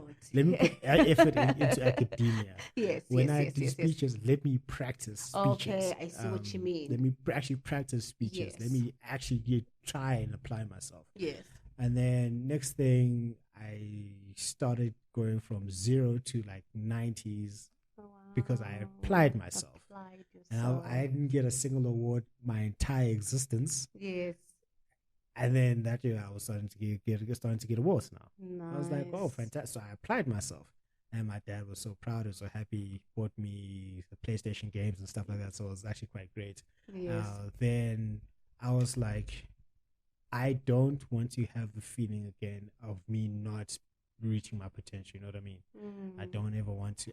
I hate that feeling because I know where I once was. Yes. And I don't like where I once was. And if it means that I have to really try and apply myself. And I found for me to say something's actually worth it, I need to work hard at it. And I need to be consistent at it. And then that doesn't mean I've been consistent in everything ever since then. And then I got curious about why are these kids beating me in school? Why are some of these kids good at 10? Why am I being beaten in tennis? Why am I being beaten in this? Why are some people traveling overseas and doing these things? So that's where the first book came from. It was that curiosity because I need to find the answer. And I still haven't found the answer. I'm still practicing the answer. So there are times where I started something and then I stopped and then I was like, where would I be? You know that thing you said, where would I be if I carried on? Yes. And then I would start things and stop things. And then I got to the point in my life where I said, let me, even if I don't like it. I remember when I wanted to get a distinction in honors, I said to myself, even if I don't like what I'm studying, even if it feels like I don't like what I'm studying, it's not about that anymore. It's about this thing that I need to prove to myself. Okay. So that's what a lot of things that I'm doing. I'm trying to prove to myself. Yeah. So, for example, the podcast, I started in 2020. It's not the number one yet, but I said to myself, let me see how far I can go with this thing on a consistent basis over 10 years. Okay. Then I can quit. Let me write a book every 2 to 3 years for the rest of my life. Nice. Let me put out content. Let me speak as much as possible. Let me do as much as possible every single day or on a consistent basis. Until then I can quit after 10 or 20 years because I want to see how far I can go. Some people will ask, So why is it that you, pretty much what you ask, why is it that you're doing all these things? Why is it that you're being consistent in this? Why is it that you're working hard? And then my question is, why not? Yeah. Why not see how much I can do, how far I can go, what I can become? Why not? There's also, I was speaking to someone today. I was like, yeah, I'm also enrolled for PhD. I need to submit my dissertation, actually, my proposal. Are you doing a PhD? Yes. Guess in what? In what? Don't guess. Is there such thing as a PhD in speaking? I wish. I'm doing a PhD in ministry and theology. Why? Wow. I feel like they've been lying to us. So you feel like? I feel like they've been lying to us. From a religious perspective. So I'm like, I need to be as well learned as possible in it. And also it's actually quite fun for me to do. I have a colleague who is an atheist, believe it or not. So he's got a PhD in, I don't know, in the Bible. He's got a PhD in the Bible. So he did it. He also taught the Dead Sea Scrolls in Israel for like 7 years. I'm like, what? But you're an atheist. It's like, yeah, because if you have to argue about something, you have to know what you're talking about. Nowadays, people on Twitter, they talk about things they know nothing about. I don't want to be that person, which is another reason why I'm doing this, because I don't want to be that person. They're like, this is how things are. I'm like, you haven't read. I think that this person doesn't know what they're talking about. Do you know what you're talking about? That's the thing. So that's why I'm doing the PhD, because I want to see how far I can go in everything. Like, how far I can push it. So, and then also I hate regret. I hate regret. It's painful. It's painful. It is. It's so painful. Yeah, it's very painful to have that regret, to get to the end of my life and be like, yo, I could have become this, or I could have done this, or I could have done this. Yeah. So that's what keeps me consistent. I'm not always that as consistent as I would like to be. However, I do try to work towards it. So that's it comes from way back then, where I was nothing really. When I say nothing, I wasn't trying. And then I know what it was. Now I know what it's like to actually try hard at something, and to be like, I actually tried hard at something, and I did it, and to see how far you can push your limits. So that's why. I don't know if that answered your question. No, it does answer my question. But what I like about your answer, it sounds very reflective, and you introspected on self. It's not something you woke up and said, no, I just remember my why, as I said earlier on. Like literally, you went through every step of what you've been through and said, oh, okay, this is what I did wrong, or this is what I learned from it, and I need to take this. And then you took that learning, and it's you built up on, just as you said, Uti, I want to see where I'll be in 10 years' time, or if I do this consistently, what will happen in 10 years' time. It's only because you're still continuing with that, that in mind. Nice.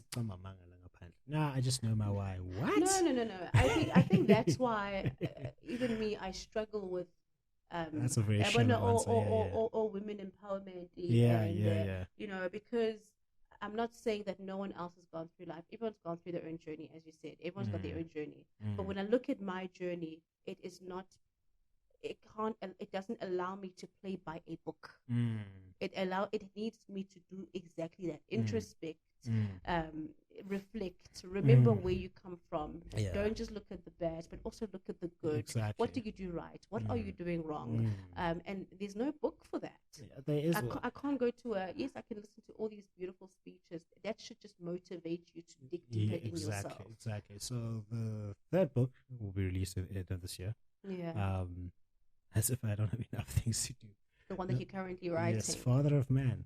Yeah. I want to have actual men's conference, not this 14 February fake men's conference where people want to run away from their romantic responsibilities. Well, the part of it is the very first section is talking about this thing about being integrity with yourself. Part of it is taking deep introspection on yourself, and what happened, what didn't happen, what you should do, what you feel you should have done, versus what actually happened, what your parents did for you, what your parents didn't do for you, and also being able to tell yourself the truth. That's one thing that we just be meditating on. The truth, tell the truth, or at least don't lie. Dr. Peterson said that. Dr. Jordan Peterson said that tell the truth, but please don't lie. And the fact is that you can't get away with a falsehood. You can't get away with a lie. You can, like that guy who was willing to commit suicide after $10 million a year. Yes. It caught up with him eventually. The truth caught up with him eventually. And also there's another sort of podcast I did on how to kill your dreams. One of the way to kill your dreams is to make the dream all that matters. If you dream like that entire thing of like, I need to win this contest or else I've failed in life. If you make that all it is, then you miss out on your family, you miss out on your friends, you miss out on the sun, the moon, the stars, everything you want, and more. You end up missing out on all those things. Okay, I'll put that in. End up missing on all those things. So, like people don't take time to think.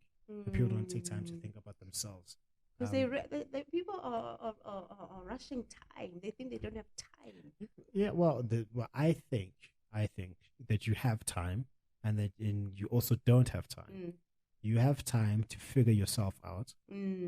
What you don't have time is to live a falsehood. Yes. When you spend most of your time living a falsehood, like Dr. Tuzo was saying, you're busy living a life that you should not be living. You're living a life beyond your means. What I think living your life beyond your means means in terms of integrity with yourself. Because if you spend money on things that are important to you, that are really important to you, for you, then I don't think that's living beyond your means. But if you're trying to impress this person and that person and not being really introspective with yourself and just sitting and thinking, then I think you're wasting valuable time. So you have time to sort yourself out. You don't have time is to live a falsehood. And many people are living a falsehood because you build yourself from your words. And if you are saying things that you know are lies, what type of person are you being?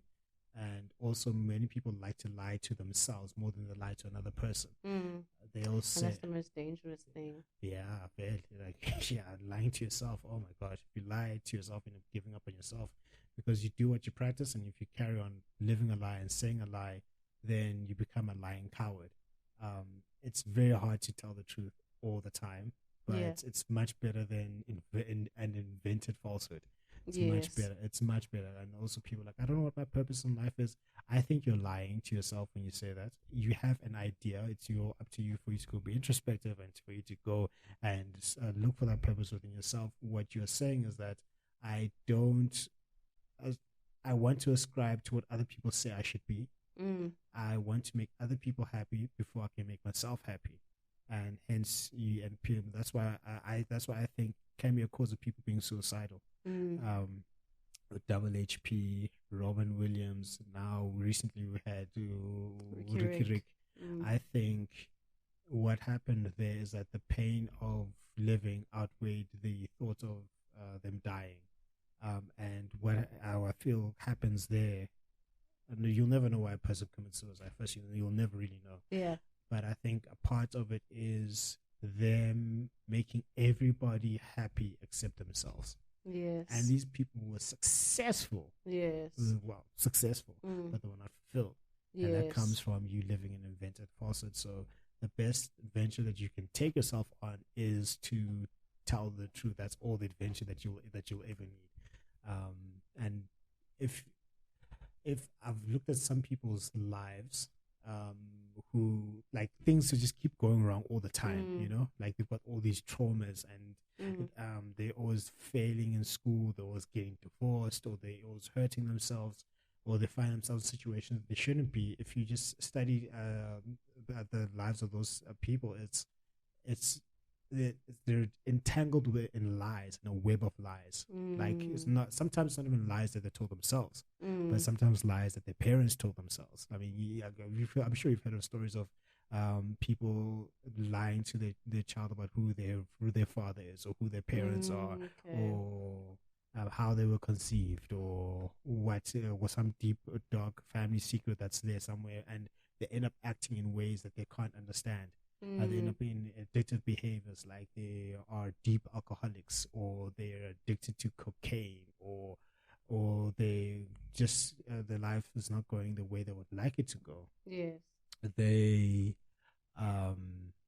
normally it's this web of lies that's surrounding them. That's surrounding them. So some people who feel lost in life, it's sometimes legit, genuinely not their fault, but it's because of lies that society has told them that they've bought. Like the entire thing was like, hey, you have imposter syndrome, silamanj. Could have been a lie that you were told. So like trying to tell yourself the truth first, tell yourself like be real honest with you, or be honest with yourself. I remember in varsity one guy failed, and it's like, gosh, I failed. This class was so hard. And I said, okay, what really happened? Like, no, it was just hard. Like, what really happened? Oh, the lecturer tricked us. No, what really happened? 9 nazo akafundanga. Akafundanga umntana wami. And then once you face that, then you can be like, because when I was 12 years old, I could have easily have said, you know what? It doesn't like me. And this thing doesn't like me. That there's like it's society, a company of society, people like baby society, you know. I can't believe society that's out there. But the truth is, I didn't study. I wasn't applying myself. I wasn't working. So people need to take time and be really introspective and really take time to think and to think deeply. So that's why I gave you the answer that I gave you, because I've been thinking about it for a very, very long time, and that's my truth. And then in terms of, you mentioned that you're doing your PhD, which is amazing. Yeah. And what you mentioned that it's almost like you're seeking truth. Yeah. So do you find that in what you're studying and researching has it helped you in writing the book you're writing as well? So are you just seeking truth because about banamanga, or is it more also revelations for you that actually you've read on the scripture, or you read on this book, and it's actually applicable, or you can say sometimes when I walk, I'm just like, oh, I feel like I'm in the book of right now because you know what I'm saying. So do you find that it actually sounds like everything is linking in your life? Yeah, well, it took a long time. It took a long time and effort. Yeah, it took a lot of time and effort. So why a PhD so like it's like putting together the master's degree as well, then moving straight into PhD, because you can do that. Yes. So for the master's part of it, moving to PhD is called prophetic ministry, and then the doctorate part of it is just ministry and understanding the church, and this is all in a Christian perspective, right? So for me, when I was 13, I was like, hey, God, if you help me get these marks, be successful in life, I'll give my life to you, right? Then I was really into Christianity and then TV ministers and preachers, like Joel Osteen's John Hagee, said Chegg and Billy Graham and all these things. Yeah. And I started preaching at a very young age. I was like 15, in front of churches and at home and all these things, and I just love praying, right? And then I was like, I could do this. I could be a minister, not a pastor, because that's too much work. These guys do now. It's Shonet. No, thank you. No, So then when you growing up as a teenager, you struggle with a lot of things. You struggle with like, okay, this is what Christianity says it is, but then I'm having struggles with girls. I'm having struggles with alcohol. I'm having struggles with all these things, and then when you start, but the thing is, I took things at like more face value. Okay. More face value. I'm like, the chapter and verse says this is what you do. But then if I'm doing the opposite, I would feel bad. Yes. Only lo to behold to say I didn't actually study hard enough where the actual Bible came from, who read it, who wrote it. And then all these church charlatans came out. But for mileage. I'm not gonna name many names, but people want to do golden jets and they're taking advantage of Iban and whatnot. And so that's why I was like, okay, that was part of my disillusionment. I'm like, what is this thing of life? Like this God that I thought I knew, I don't know if it's a real thing. And then also I was like, what's this whole thing of like what is that as well? So I came across this guy, Dr. John DiMartini. Okay. What he did, he studied everything. Like he studied Buddhism, Christianity, Hinduism, Taoism, everything. He Yes. could tell. He could tell me more about ancestors than I could. Mm. I'm like, whoa, this is a white man telling me about Yes. ancestors. And then he said, and he knew the Bible. He knows it backwards. Like you say, let's see, question him on a verse. He's like, which translation? There are 256 different translations. Which translation are you speaking about? Is it Hebrew? Is it Aramaic? Is it this? Is this? This is the context. This is where it comes from. And I'm like, how? I don't know exactly. I don't know what I'm doing. Yeah. I don't know what I'm doing here. So you know, like 3. yeah, like I know like 3 verses now. Like, you know, those people that know like 3 verses, all of a sudden they think, okay, my own back. It's just like you're going through something, yeah, but the Lord is The Lord is your shepherd. the Lord is my shepherd. That's all you know. But it's just like, The yeah, Lord is but but what's the context of it? Like, people don't take time to think. to So think for and me, to read. Yeah, so for me, I find there's a lot of truth in those religious texts, but I don't believe it's what we've been sold. When I say we've been sold, okay, let me say in my experience, not what I've been sold. Where does it actually come from? Where was it actually put together? I'm starting to become very suspicious of a lot of things, and I think again that's another thing of this podcast. I can learn from different perspectives because I don't want to be narrow-minded. So part of understanding this, it's part of that. It's sort of like unpacking childhood conditioning on Esuntin begins or so. And now you need to be like this because I went to an Anglican school and then I went to a charismatic church as well. Yes. I still go to the charismatic church as well, but I'm learning to like question as much as possible so that when I'm asked about something, I don't give an answer based on what somebody else told me one time.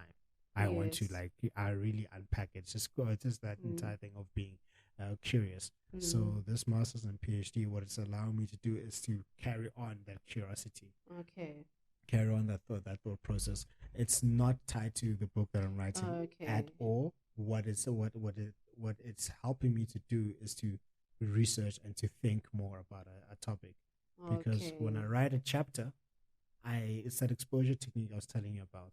For example, there's a chapter I'm writing about truth. I'm reading about the truth as much as possible, listening to the truth as much as possible. Then I can come to my own conclusion about what this thing, truth is for me. Yeah, so that's why it's helping me out. And then also my dad had a PhD. He wants one of his kids to have a PhD, and I'm the closest one to that. So I'm like, I might as well, you know. Yeah. Oh, wow, that's amazing. That's amazing. Yeah. Yeah, those are my questions so far. No further questions, Your Honor. no, I just feel like even in our conversation, you've answered like a few of the ones I had, not necessarily for you, but also for myself. Maybe you could have unpacked them, which I think you have. Yeah. Yeah. Wow. All right. So glad I could share that. Yeah. All right. Cool. That has been. I told you, Jaylee, 2 hours, 5 minutes we've been here. Yeah, I told you. You made me literally think about my life. Think about your life. No, it's just like, you know what I feel? Yeah. When you're talking about, like I've got a job right now. Right? Yeah. I'm not like upset at my job. Yeah. But I just feel like I don't think I belong here because I feel like I should be focusing on what I'm really good at. But then again, what I'm good at also requires money. Yeah. But also what I'm learning here is just like, okay, I could use this somewhere, but where? It's just just this confusion of like, what am I doing here? Yeah. So I think the fallacy about jobs as well is, again, I've also thought deeply about this as well. I don't think people can have the view that they have a job. I think everyone is their own business. Doesn't matter who's paying you. Okay. Most people who are like the most successful people, like I try to study them. Even if they have a job, they see themselves as their own enterprise, their own business. Okay. They are providing services to someone, and someone is paying them. Like think about LeBron James, basketball player. You know LeBron James. Yes. Okay, just checking. So LeBron James, the second, some people say he's the second greatest player of all time. I still have him third, behind Kareem Abdul-Jabbar and Michael Jordan. That's just me being spicy. He is technically he has a job, right? Yes. He's employed as a Yes. basketball player for the Los Yes. Angeles Lakers. Yes. But you don't think about it that way. Why? Because he's LeBron James. He's got this name that he's been able to build. yes. So he sees himself as his own business. And if you have that mindset wherever it is you go, it's like, no, listen, I'm still no Khanya Nkosi. I'm providing whatever services I am to this organization, and they're Yes. paying me for the services that I am rendering. Yes. And even when you start a business, there's that investment period, whereby like you're taking that revenue, but you're putting it back into business to build it, Yes. right? And that's the part of that is like you're doing things that that you don't want to be doing right now, but it's going to lead. It's helping to build you up to something else. Okay. So when you're at a quote unquote job, like no, what you're doing, you're providing services, and you focus on the skills that you are sharpening.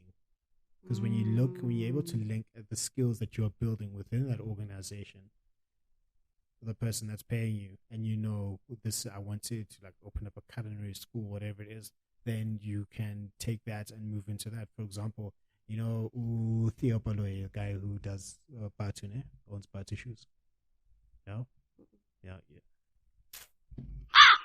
So anyway, he has the biggest, one of the biggest sneaker brands in the continent. Okay. Right? 30 years old guy. I need to get him on the show. He needs to respond to my texts. So he Yeah. worked at PwC for about 5 years, Yes. and then he left PwC to start Batu, and then he used to sell those shoes on the streets out of his car. Right. Now he was like GQ Businessman of the Year. He's built one of the best businesses in the country. And one of the posts that I saw him say is that I used my corporate experience and my hustling experience to build my own business. Yes. So he didn't see us. He could have been like, oh, I'm stuck at this job at PwC. Oh, I'm stuck at this job. I'm stuck at this job. Oh my gosh. Oh, I'm stuck here. However, he saw himself as, I am Theo. I am my own business. I'm using this to build the skill so that I can later on Run. Yeah. I guess, yeah, that's right, actually, because when I was in events, and then I used that kind of skill to do my pricing. I didn't know how to write it or to create an invoice. And I'm like, hey, man, I work with invoices every day. Exactly. I mean, I used that skill. Exactly. In terms of creating a food menu, I used to do in the eventing space, you'd go do food in their food tastings. So I'm like, oh gosh, that went with that. So when I create this, I can actually create this with this. So, okay. Exactly. All right.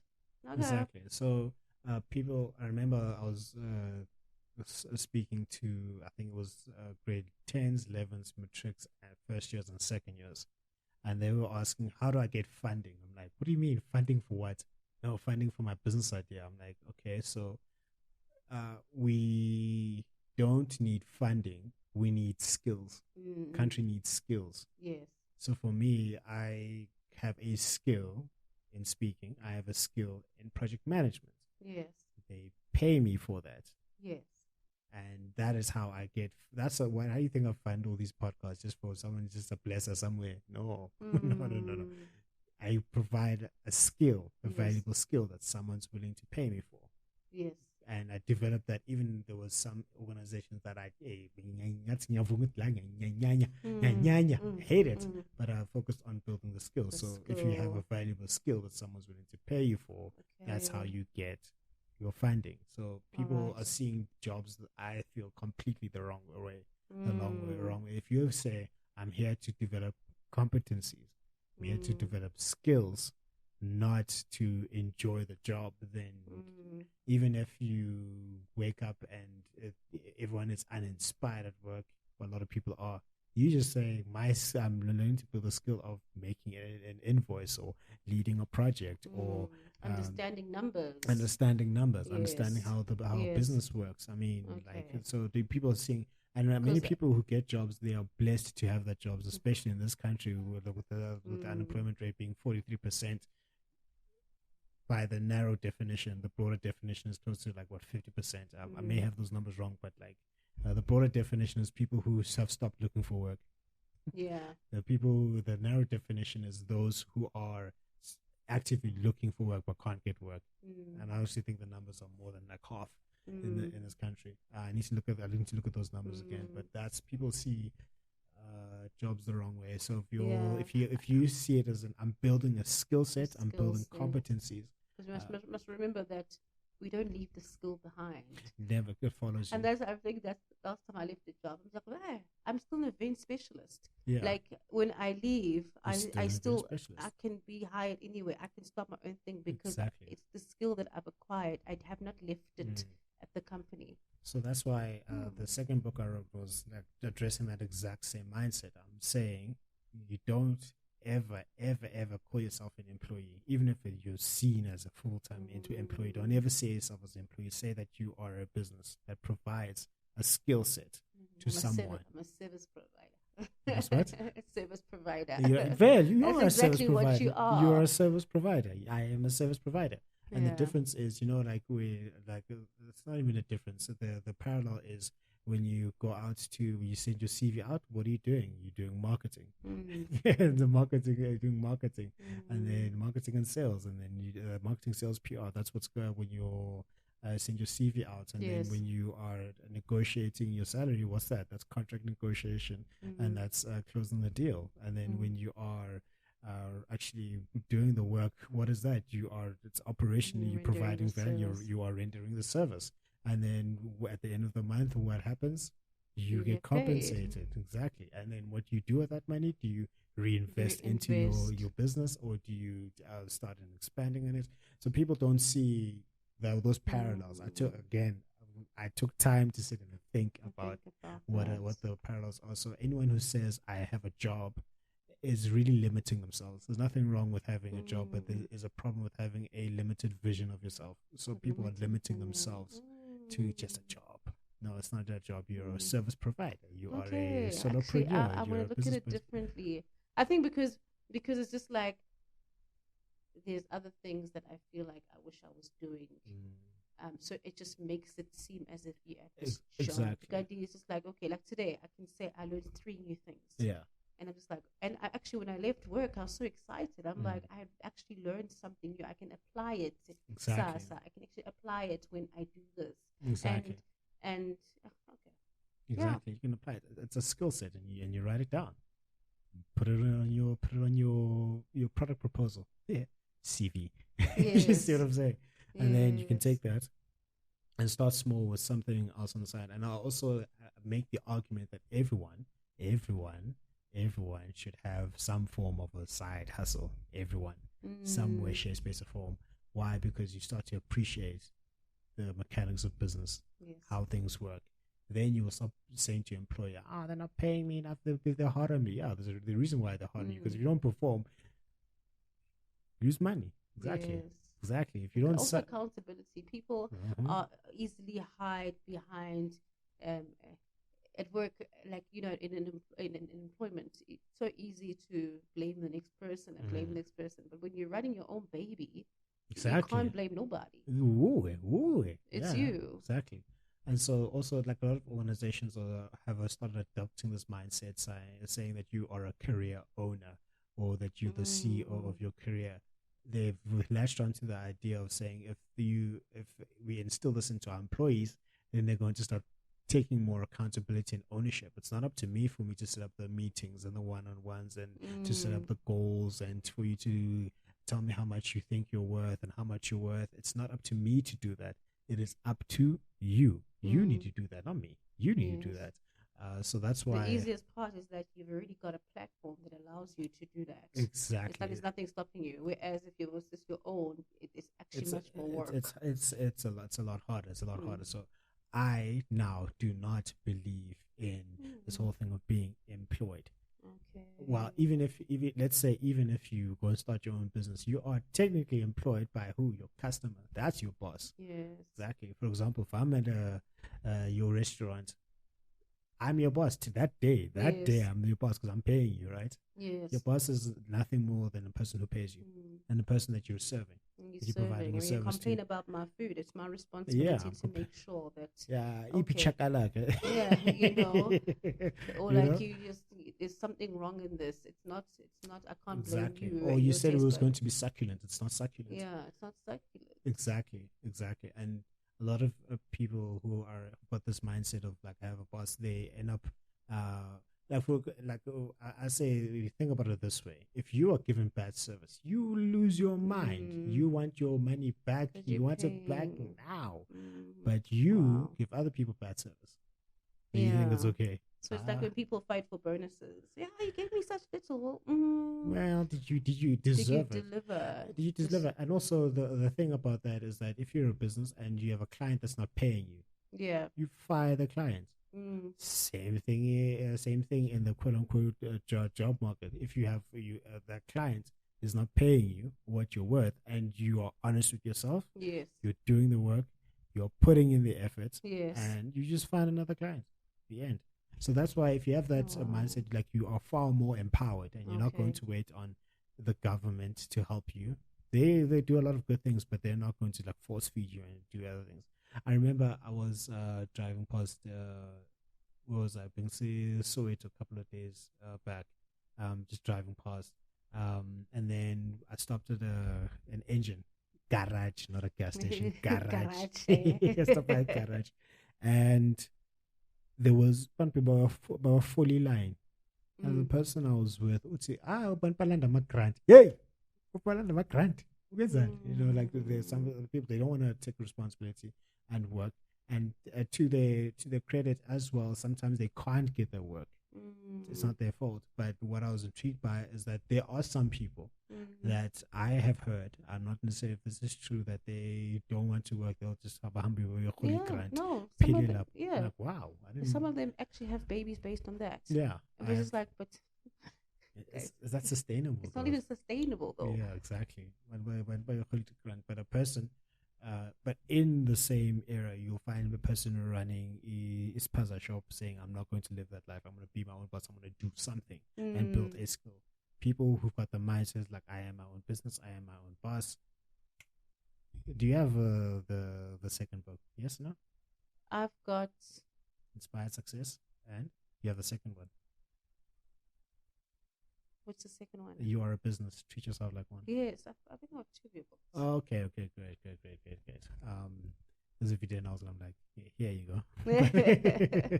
There you go. So that's sorry, one more question. In Yeah. terms of I think the last time we spoke about it was actually the activities in your book. Mm-hmm. Did you come up with those based on trial and error? Mm-hmm. Or like how did you come up with those Activities and different steps. activities and steps Oh, okay. and because How I mean I feel like I've got a different perspective on how you've actually written your book. Okay. So I read a lot, and in the self-help genre, business book genre, and literature, one of the things I did not like of what some of the literature that's out there, it just talks about the idea you move on with your life. I'm like, okay, so How do I? where now? And then there was a guide that I read, 2011. I was trying to become a genius. It's talked about how to be a genius and how to manifest things. Like, you can tell, like I'm a bit esoteric, manifestation intelligence, right? And then it sort of inspired me to develop my writing style specifically for these range of books I have. Yes. It will talk about an idea that people have been thinking about a lot. And then, here's the idea, but what does it mean for me? Yes. Like, what does it mean for you now? What are you going to do come Monday, Tuesday, Wednesday, Thursday? Practically, what can you do? What can you try? So what I do is like I'll think about that idea and then research steps people have taken. I'm like, okay, this step makes sense. So I'll write it down and then go try it myself. Okay. And then obviously within a limited time window. Yes. But if I try it myself and I see some results, I'm like, right, let's move on next. So that's why it takes me about 2 to 3 years to write a book. Because I mean, right, getting the ideas down is fine. Getting the steps better down is fine. It is the trying of the book, the steps in the book and trying it. So that's why it is research and then trial and error. I need to try it. So, for example, with the next book I'm writing, Father of Man, it's the most introspective book I've ever written because now I'm looking at childhood issues, unpacking your childhood, unpacking your psychology, what it means to be a male, what's going wrong, what can we fix. And I've been thinking about this problem since 2019. And it's quite interesting because not a lot of males are willing to talk about it. Yeah. So I'm excited about I it think for that's you what, and for many males out there. No, but like, like I'm a capitalist, so you know who I'm going to sell this more to? Females. Because they're like, oh, I want my man to act right. Oh, I want a good man. Oh, I want a good man. Here you go. I guess you're gonna have the men's conference. Of course, I want to have the men's conference. Yeah, well. We'll be drinking beer. I'm like, hey, yeah, so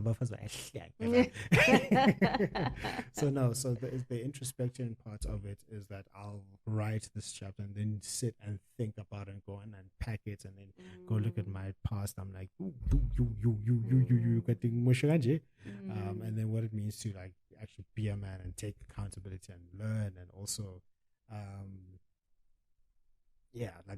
trial and error. That's why it takes 2 to 3 years because I need to write it and then research it, write it, and then apply it as if I'm testing it, like as if I'm writing it. Because every book is like a thesis. Yes. So there's my problem statement, the hypothesis, and then I want to go test that hypothesis. Yes. And then hence I've got a thesis. Thesis is something new that wasn't there before. Yes. So that's actually where the PhD also helps because it's a thesis. Yes. It's something you have a problem statement, you have a hypothesis that you have to prove or disprove and arrive at a conclusion. So for me, this is my conclusion, not the conclusion. Yes. There's a difference between the conclusion and my conclusion. So that's how I come up with the books. And the important part of it is that I don't want to be long-winded. I don't want to overcomplicate it. Yeah. This is what it is. Yes. And then move on. Yes. That's it. And also the level of understanding. I want someone who's 12 years old to be able to understand it. Yes. And also part of it, like I'm writing for myself, wishing that I read what I wrote back then. Maybe also this is also a form of healing from that childhood trauma now because you had to revisit it. Maybe it knocked at your door and said, hey, you haven't dealt with me. Yeah, exactly. So every book I write, I'm trying to solve a problem that I have and other people have.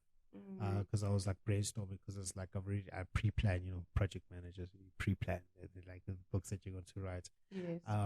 Then the whole gender-based violence thing started. The whole thing, and then it just started becoming more and more and more. And then also I was looking at myself. I'm like, listen, I've been that guy, that guy that's not that I beat women. Let's make that clear. But I wasn't the best version of a man, whatever that was. Okay. And then also I had the privilege of having a strong, present father figure for 29 years of my life. Yes. That's a very big privilege in this country, well, in the world. Yeah. Very big privilege. So then I was like also trying to unpack this. I'm like, he set the standard. So he even told me, I even said to him like, I want to be, I remember the 31st anniversary, and my mom was like, I want someone to be married for 31 years and be a good dad like you and whatnot, because when I got to university, I used to talk about my dad all the time. My dad is this, my dad is that, my dad is that. Hey, people who didn't come from a two-parent background, the dad left them or whatnot, just started looking at me. I was like, oh, you're bragging. I'm like, no, I'm not bragging. I thought this was normal, but it's not normal because I live in a bubble. So I said that it's like, if you don't, you pretty much are shaming the legacy. Shaming the legacy. So I used to think about it all the time, and my behaviors, won't get too deep into it. My behaviors were not of that of a person who wants to, well, it's not like, I used to be a F-boy. When So you didn't quite reflect what it is that you're what is it that I'm aspiring to? Okay. Is this the highest level? Remember, I want to get to the highest level of everything. Is this the highest level of masculinity that I can reach? Yes. So I started asking myself the question of that. And then there's a lot of attack on masculinity, a lot of attack on men. And I feel the conversation is too focused on what's going on with the females, like how the females are being hurt and beaten and not being taken care of. Yes, we also know that, but then there's the other side of it where women can be trashed too. Yes, definitely. 100%. I didn't think that way, but it's real. There are many stories of that. Yes. So I wanted to look at both sides because it's dismissive to say that all men are trash. It's very dismissive. Yes. It's also dismissive to say that all men are crazy. Yeah. I think it's more of a human issue than it is just a male or gender. female issue. But more importantly, it starts in your childhood. What happened, what didn't happen in your childhood. Some men who beat their women saw that behavior in their parents. Or some of them saw their mother really emasculate their father. And they'll be like, I'm not going to be like that, hence I'm going to assert my dominance over somebody else. So it's really, it can be twofold. I think one side of the story is being told, but my focus is on healing the inner child, like dealing with the child first. After that, then you can start feeling like what it means to be a man, how we how we solve things that are going wrong, what will the society and women need from men, and more, how do we build men for the future? But like good parenting strategies. Yes. So I can't talk about implemented parenting strategies as yet. Yes. But I've seen what works. I've seen what works. So it all comes down through that trial and error. But this is a very painful book to write. Very painful, because it really requires overcoming that imposter syndrome that I was talking about. Yes. Am I the best version of a man? Why should I be writing this book? And then 2, unpacking all those childhood traumas I was like telling you about. It's like, it's by the end of this year it will come out. Looking forward to it. 100%. Yeah. All right, so I think that's our time. Yes. 2.5 hours. Told you. Oh wow. So that's me and Khanya Nkosi. She is a traditionalist. She's a foodie. She's making things out of things that are not things. It's not a thing. I'm sure you're one of those people who has toilet paper, serviettes, and tissues, and don't act like these things are not the same thing. Yeah, they are the same thing, though. They're the same thing. They're not. See, I'm a true foodie. Thank you very much for the time. We covered a lot of ground, actually. Yeah, thank you. Thank you. And guys, remember that success is the progressive realization of where the ideal. That means you're going after what you've always wanted to go after, because it's aligned with your highest values, and that is the only way for you to live a truly fulfilled life. Go after what's worth it for you, and I will see you on the next episode. Thank you very much. Do me a favor, please. Get out of here. Get out of here. I'm joking. I used that on the last guest, and it was like, that was so funny. Thank you for joining us on this episode on the NJ Podcast. Make sure to visit the website, the njpodcast.captivateair.fm, where you can subscribe to the show in iTunes, Stitcher, all the other podcast platforms, or via RSS, so you never miss a show. You can also find the video content on the YouTube channel and Instagram page. That will be Njablo James on YouTube and njablo.j.ngosi for Instagram. Please subscribe and follow on those platforms as well. And while you're at it, if you found value in the show, we'd appreciate a rating on the podcast platforms, or if you'd like to tell a friend about the show, that will help us out too. If you'd like more information about published or upcoming books, visit www.njablojames.com for more information. Please reach out if you would like to share what you would like to hear and which guests should be invited to the show. And remember, success is a progressive realization of a worthy ideal, which means that you are doing what you have always wanted to do because it is aligned with your highest values, and this is the only way you can live a truly fulfilled life. Now just chill until the next episode.